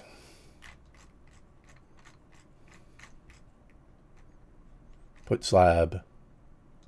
Yeah, you don't have to do anything else. There you go. Now it's a 3-bit field.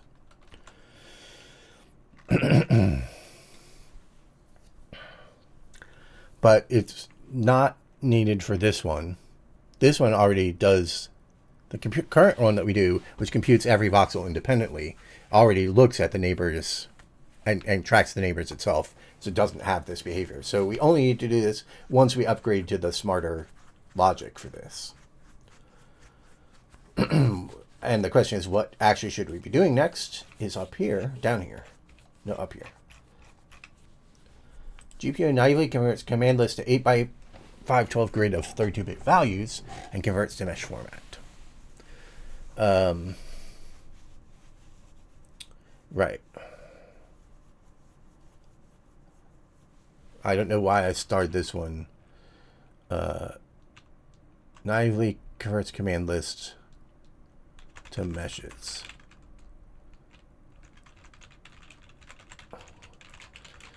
So, right. So the pitch that I wrote originally is now we take the command list and we output to VRAM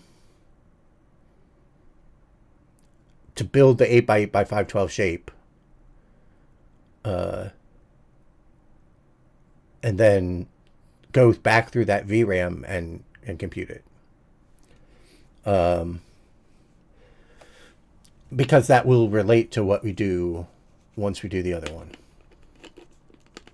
Now, I think I might just stop here. I think that might be the stream. I think the stream is, I wanted to go over these ideas that I was thinking about, but I'm not actually going to code. I think that's actually reasonable.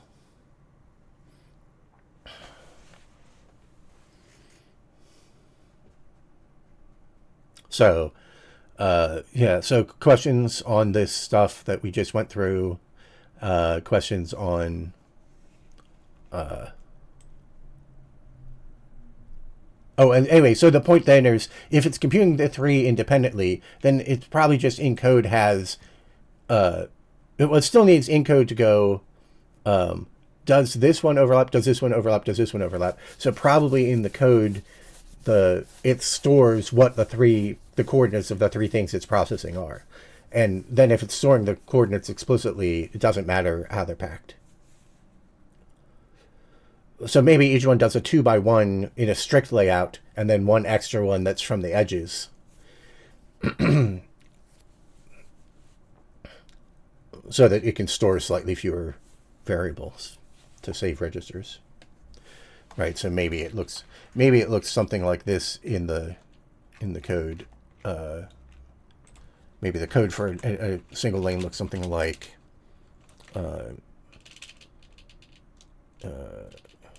uint pair x0 pair x1 pair y uint extra x extra y, and then you say if the command is x0 x1 y0 y1 z0 z1, then you say, okay, if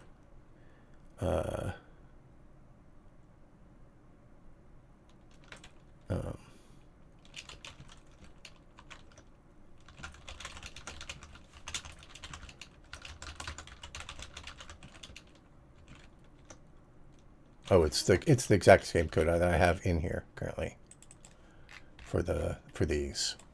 It's this logic.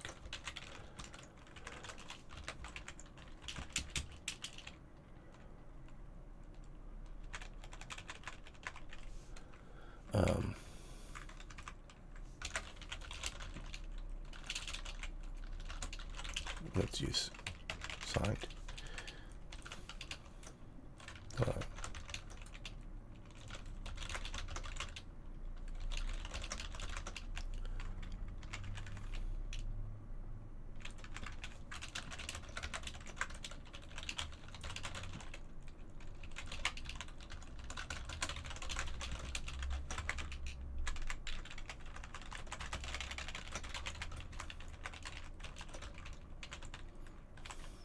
So yeah, maybe we just don't try to merge that logic at all.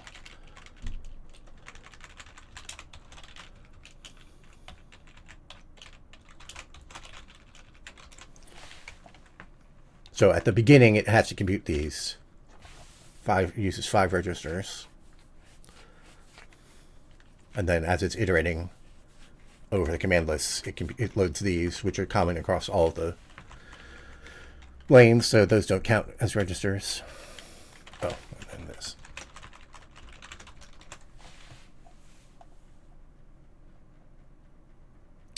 Do I have a streaming schedule or somewhere you push notifications when you go live? So I'm trying to start the stream 10 to 15 minutes early. I only got 5 minutes today because I was too close to the 9. So that the Twitch announcement goes through with some lead time.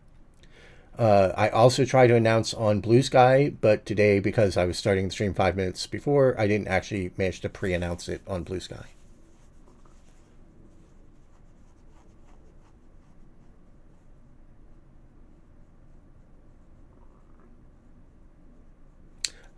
Yes, unfortunately, you've come for the stream that I'm ending early. So I think this is what the code looks like. You don't try to get sharing between lanes. You just figure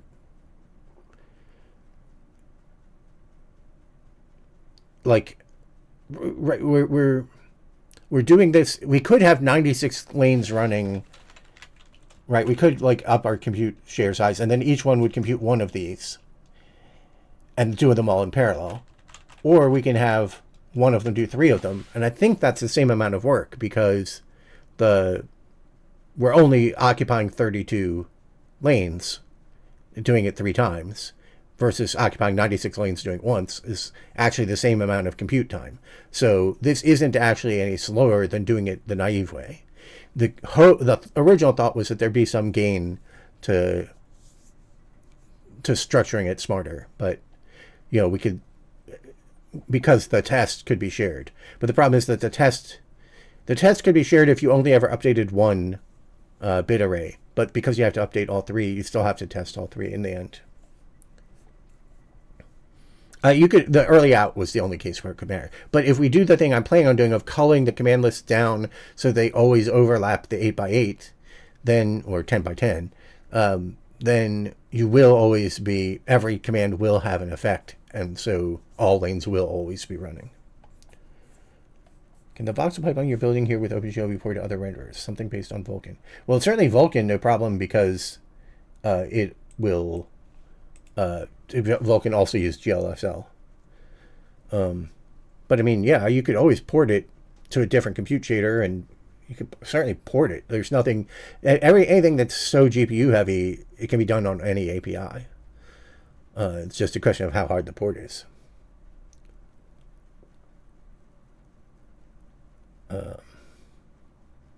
My Blue Sky channel is nothing's without the 2. Nothing's.sky.social or whatever the default thing is.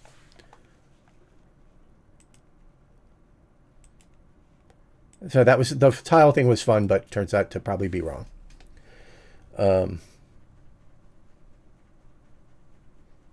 Yeah, I should probably put that in the FAQ too.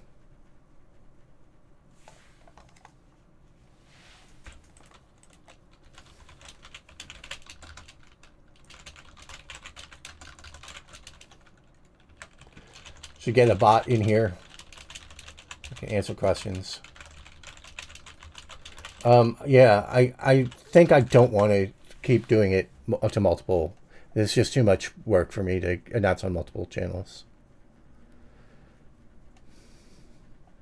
So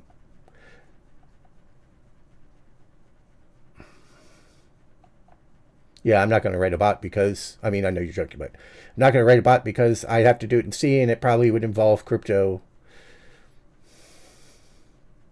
Certainly involved using the internet. Hate it.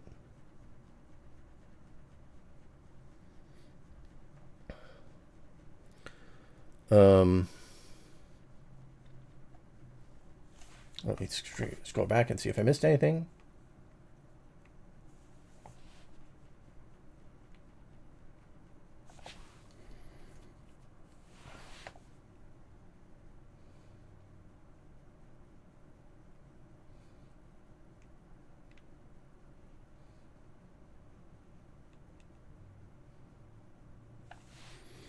So if I'm just gonna pick one, Blue Sky seems like the better. I mean, Mastodon, maybe I have more rendering people there, but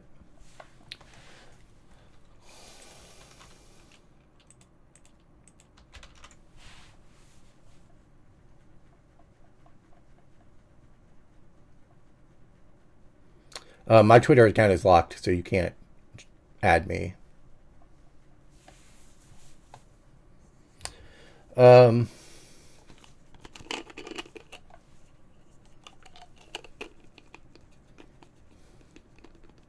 because I'm done with Twitter, it's why it's locked. Yeah.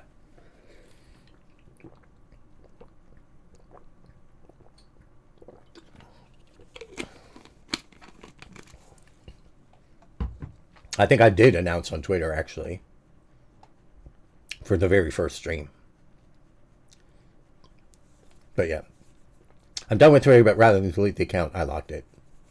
Just in case there's some use I might get out of it.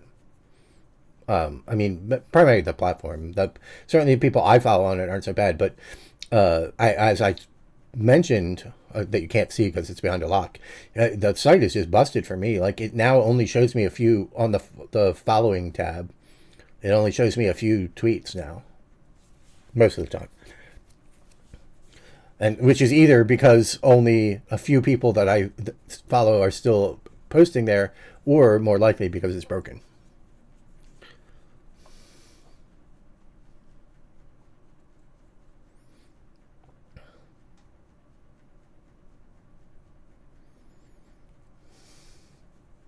Yeah, and certainly the Grok stuff is not helping.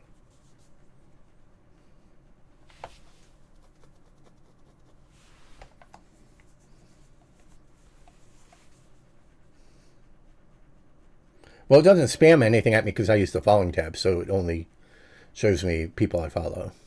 So I don't have that problem, but I'd rather not support Musk. Like, I created my Mastodon and Blue Sky accounts a long time ago, but nobody else migrated off, so I couldn't really switch to them. And the switchover for me was when everyone else finally got tired of it. And for whatever reason, the day that everyone got tired of it was not when Elon was doing his super nut stuff. It was the day Trump was elected. That's when everybody switched off in my community. Nobody even said that was why. It just was what happened. Everybody was like, started posting on other platforms. But that's enough about Twitter. Let's not talk about Twitter.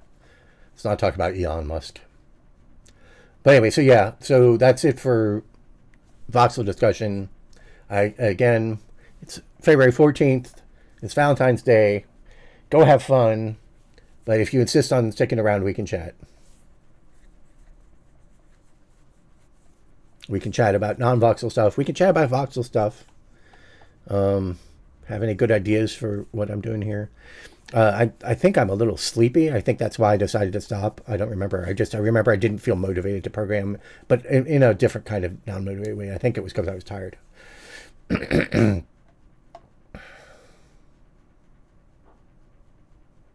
Yeah, so my plans for the rest of the day is to go take a nap.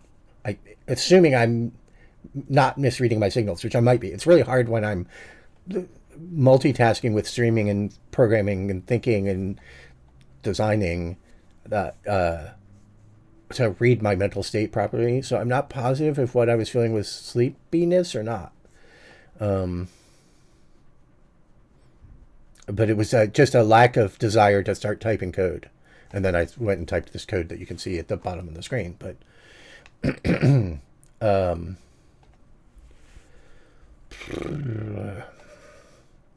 cut and pasted most of it.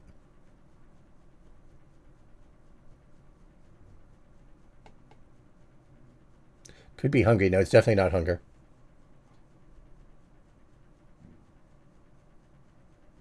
I find streaming programming incredibly draining. That might be true, but for me, I started doing it, as we've talked about several times. I started doing it now, this time around, because it was difficult to find my motivation to program, and I felt like if I streamed, I would probably program. So it might still be incredibly draining. I did do a 9-hour stream, though, yesterday. In fact, you might remember, for those, I guess Maria had left by then. We hit the 8-hour mark, and I was like, I guess I'm done. I'm feeling kind of tired. I feel like I can't really not concentrating as well anymore. And then it was like, I hate to stop where we are. Let's do that. Let's look at where we are, because some of you didn't see it. And I actually pushed through for another hour. Okay, so here's an important thing I did. I kept removing that breakpoint. So I added a hard-coded breakpoint, so I can't remove it. But I can disable it so that I can run, exit, and I don't have to restart the IDE. Although I could also just exit, restart the IDE so fast that that's not that important. But now I will never forget to delete it. So, except I forgot to check what it was. But is that just because is it still the last thing I intentionally did last night? It is. So that was that bug. So now, where did we end up? We're building this giant building. Now remember, okay, I've changed this. This is now 256 by 256, the floor thing. So what you can see is I've made a giant building that is like the size of that entire chunk. And buildings should be much, much smaller. We should have many buildings per chunk. So this was just to test that. And there you can, if I go on the inside of it, you can see that there are no interior faces. The interior faces are all being called out. And I made this roof with these multiple slabs.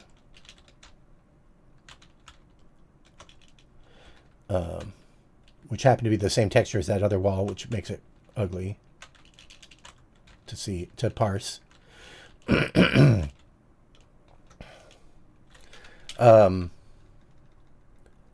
And if we do the dispatch inside,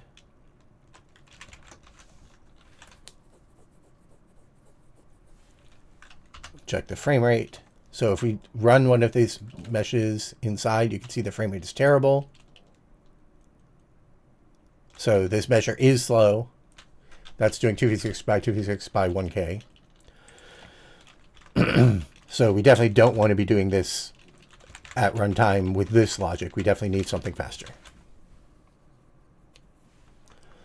So, but so yeah, I don't remember where I stopped, where exactly I'd gotten into this list at different points last night, but yeah, we now have this naive converter where for every voxel in that 256 by 256 by 24, it gets a lane. That lane computes the occupancy of itself and its 6 neighbors, then decides which faces to output. And so we saw in the interior of that wall, there were no interior faces. There were faces pointing in because of the way like at the ground, there were some faces pointing in because of the way that the face pair system works. Will I do something similar to waveform class for building the buildings by the end? I don't think so. I think it will be strictly procedural. Like it'll be like, let's put some windows in this pattern and let's put a special thing in the middle. I think that's the kind of way that's going to work. But I did show in my old ZMC first one, a thing where I used wing tiles to build a really complex looking building interior with the sort of maze-like, not very realistic for an office building. It was kind of just for fun to see what it would be like. Because it's a game, you could intentionally make building interiors that are maze-like. I mean, not super maze-like. They don't like only have one way through, but they're very twisty and turny instead of having a nice straight central corridor kind of thing. And so certainly I could do that. And that was in fact partly just to test, like, could I make a procedural building so the thing about the procedural city is, right, it's that you have random access. It's this infinite procedural city and you can just jump anywhere in it. And when you use wing tiles, you have the same thing. So you could potentially make a building that's like a warehouse that's huge. And it has the ability to only solve locally what needs to be. So you don't have to build this huge building. You know, the building covers 100 chunks. And you don't have to design the whole building to cover the whole 100 chunks. So that might be a nice, fun thing to put in. Just somewhere in the game, it's a special mission. There is this gigantic warehouse building that is weirdly internally structured, and it's that big. Oh, sorry. Yeah, I really got to apologize. I talk so fast that, yeah, what I say is not very clear. It's called Wang tiles with an NG. And if you search for herringbone wing tiles, you will find my papers on a subject that I wrote, that I invented. A totally different strategy for doing wing tiles. But but the one in the ZMC, I guess we can just show it because we're not doing anything else. Wing. It's in S map gen tile, I think. Yeah.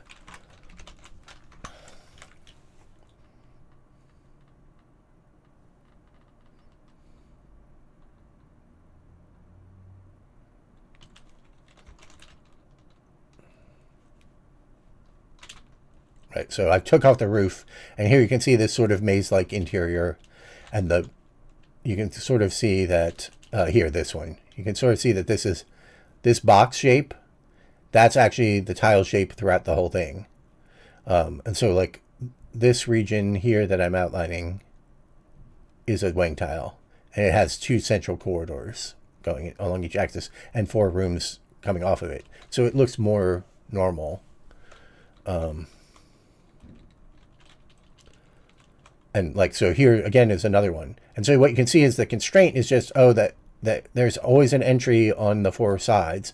And then I designed this wing tile just in a image thing, right? It's just like one color to be this 2 tall chair, one color to be the 1 tall chair, a color for this height thing.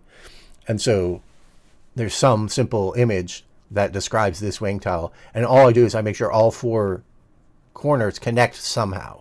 So in this one, the 4 corners connect by having an external outline that connects all 4 edges, 4 entrances. This one, the 4 edges connect by splitting the thing in half, directly connecting these 3 ones, and very indirectly connecting the 4th one through these 2 rooms. And then, like I said, this one,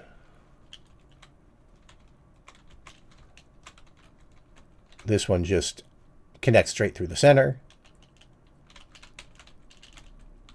This one connects this one directly to that one, then connects that one directly to that one by corridor, and then has a little maze of stuff. So if you look at it top down, you can figure out the construction. But if you're in it, you probably would never figure out that construction. You'd just be lost in a maze and trying to make progress through, I would hope. Oh, dead end. Turn around. So it could be fun to have even this. I could just use this while I scaled up as a big place that you explore in. I'm imagining that still that player versus enemy team, the team player versus enemy zombie game in describing this. But I don't know what game I would make with this. And then you have to do something at the edges, of course, to actually bound the building to stop sanely.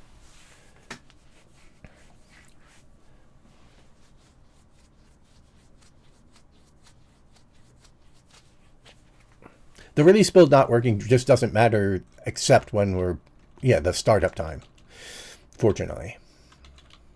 And you can see I just splatted this down. That's probably just a whole chunk. I'm not positive. And so you can just see it just generated, the ground is just solid below it, and it just generated these walls because that's the chunk boundary.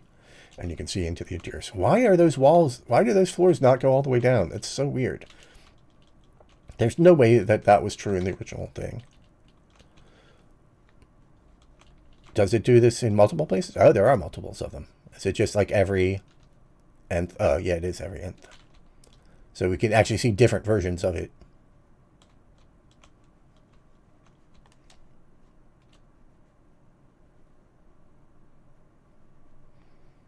And you could try to impose structure. You can define some special wing tiles that have a nice central corridor and intentionally place a row of them down. There's various stuff you can do to add structure and preserve randomness. So that's all possible stuff to do. I definitely don't think you want a maze like this that's 3D. Like, you could stack up layers of these, but boy, that would just take so long to go through. I guess maybe if it was a huge mission intentionally. Like you could be pessimal, right? You'd have like there's stairs going up at one corner, but then the stairs to the next level are at the opposite corner, and you have to explore the whole thing to find it. Or the stairs are just somewhere in the level, you don't know where, so you can't even just beeline to the opposite corner. You just have to mow the whole thing down. And so if it were a team game, you could imagine that you sort of like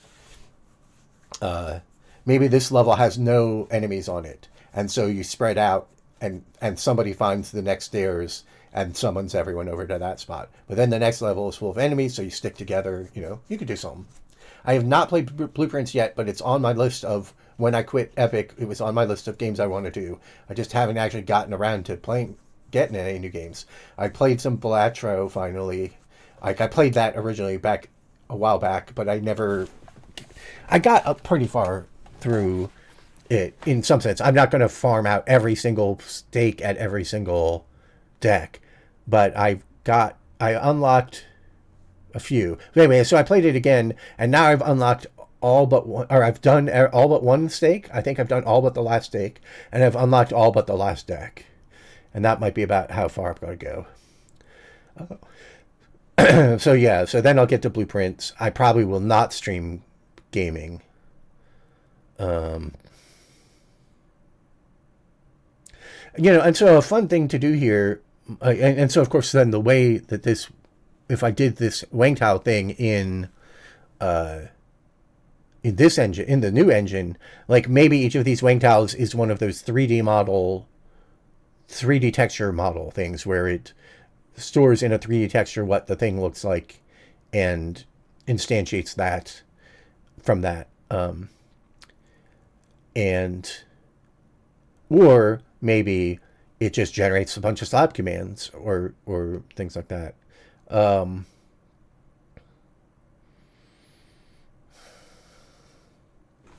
Yeah, you know what? We're going to add another command type. We're going to add loose voxels to this. So it's a 3D model. So yeah, maybe it's more like 3D model. So it's this.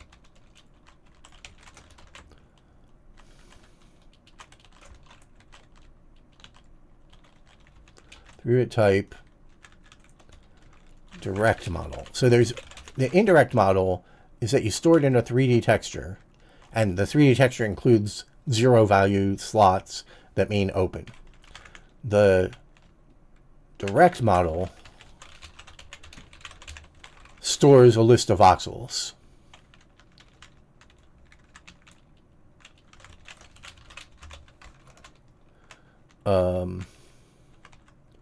You still want to position it, you still want to rotate it, and then and you do a palette substitution. So the direct model will still get instantiated into the whole CSG system so that it can successfully remove stuff from it.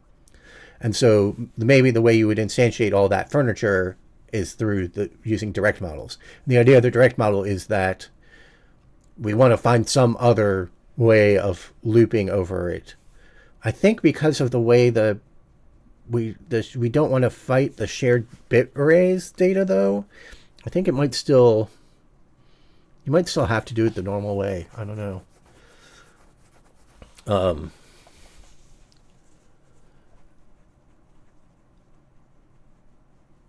Maybe this just turns into the 3D texture approach too much to be worth it. But I was trying to think, how do you store the wing tile shape? Actually, not the furniture, but the wing tile shape itself, and then instantiate it. And you could turn each one into a bunch of little slabs and do the slab calls, but it might be better to just have a palletized description of the wing tile.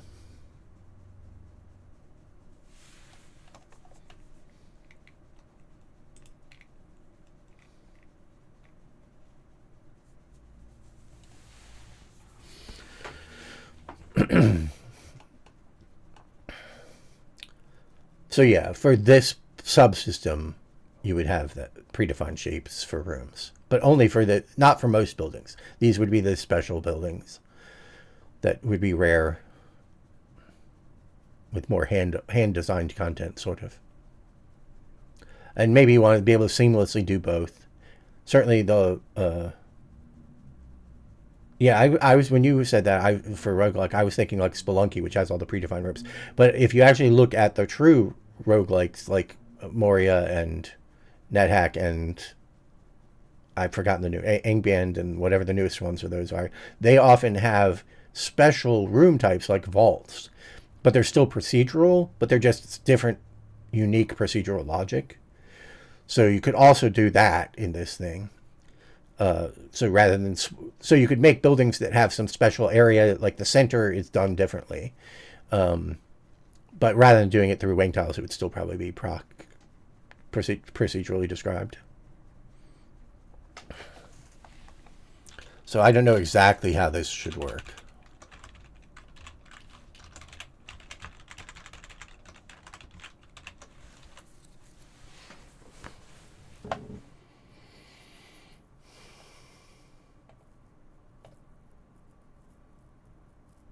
And I'm feeling that sleepiness again, so I guess as soon as I'm trying to think rationally about something deeply, like I can feel there's something resisting it.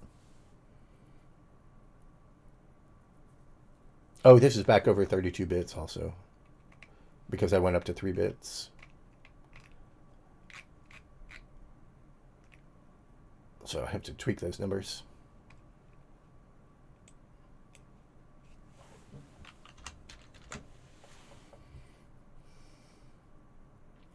So kind of what I want to do is, if these have a large number of voxels, is switch to 1 lane per voxel, because that's like efficient. But then they need to update the bit arrays, and you don't want two things updating the same bit array at the same time.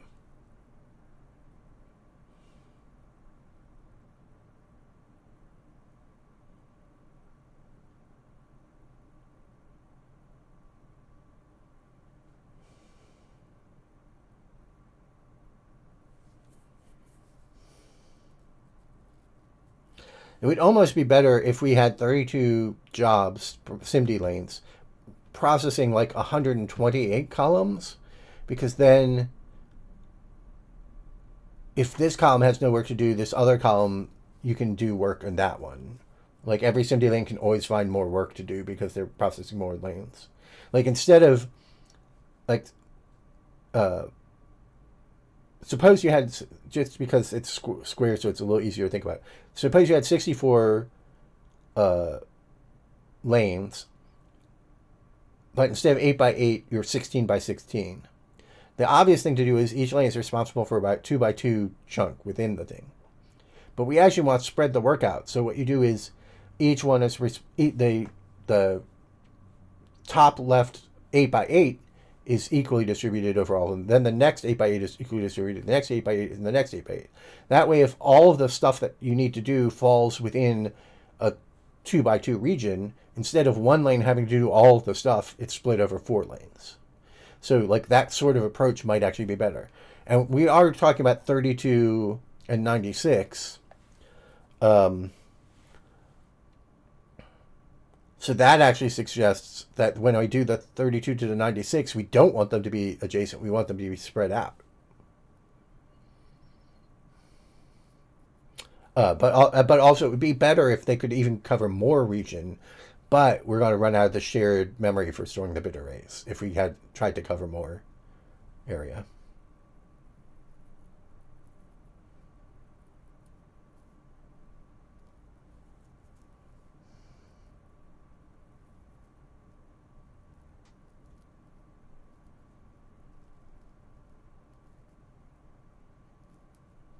Bucket make Dwarf Fortress but 3D on stream, so that the voxel terrain game, with the compute shader raycast voxel stuff, that I had once planned on trying to make Dwarf Fortress Factorio with it.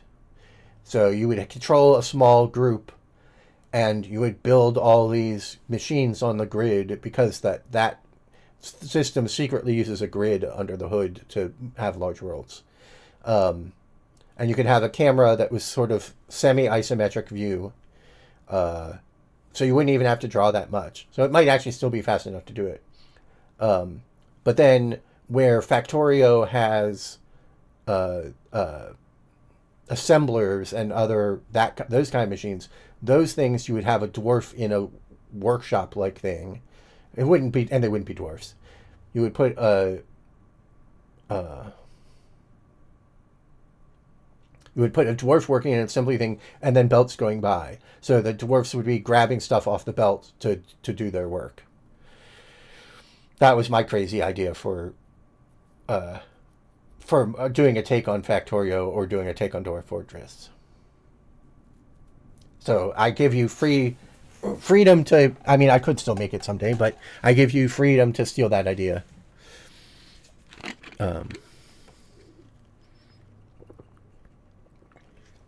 Like, everything needs to work a little differently because stuff backs up. When a dwarf gets mad and goes on a rampage, do you swap somebody else into their job? Like, how do you make any of that work? Like, probably you don't want actually belts going by workshops and then pulling a thing off the belt, because, like, most stuff will go by. Maybe that's fine because it backs up somewhere else and eventually it backs up back to them. But you could also just have the belt dead end at them. You wouldn't bother having the Factorio grabbers. You would do more like Satisfactory. It would just feed, the belt would just feed directly up to the workshop, and the dwarf would grab the thing off the belt that's leading to them. But you could, I guess you could, there's no reason you couldn't still have belts go by them and they grab them off the belt.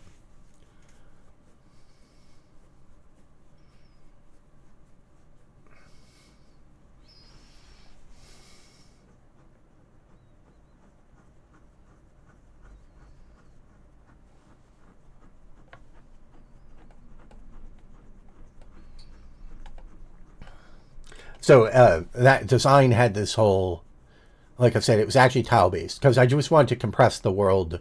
I wanted to make a big world and fit it into the GPU. So it used tiles of data for the ground, and the objects were tile-based. So I think when we saw those views of those trees, and you could see the base of them, I think those were snapped to grid, but you just couldn't tell. I think they were, because each one is more than one grid square, so it's just not obvious that they're snapped aligned to grids. I've not ever played Astroneer. I've watched a couple people stream it. But anyway, so the thing is, to have objects moving on a belt doesn't work if they, I mean, you could do it, but I would hate to ship them teleporting from grid square to grid square. So I actually had written a whole designed system to explicitly allow an object to be shifted along one or the other axis within its grid square, and to crop at the sides. So if you wanted to have a belt, you would put an object in the two things that it was trying to slide between and animate it moving between them, and the animation would be done on the GPU. We'd just put the two and tag them as, oh, this is moving between the two things. So I had a whole design for how I might have things on belts, even though it was a tile-based system. But I didn't ever implement that part, because the whole thing hit the slowdown problem, and I stopped thinking about it. Right, like that's why that game never happened, is because that engine had the weird slowdown problem, and so I just stopped thinking about that engine eventually, once I gave up on it. Okay, I think that's it.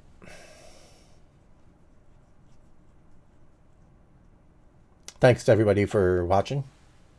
Have a good day. Have a good Valentine's Day. Or a bad Valentine's Day, if that's your thing.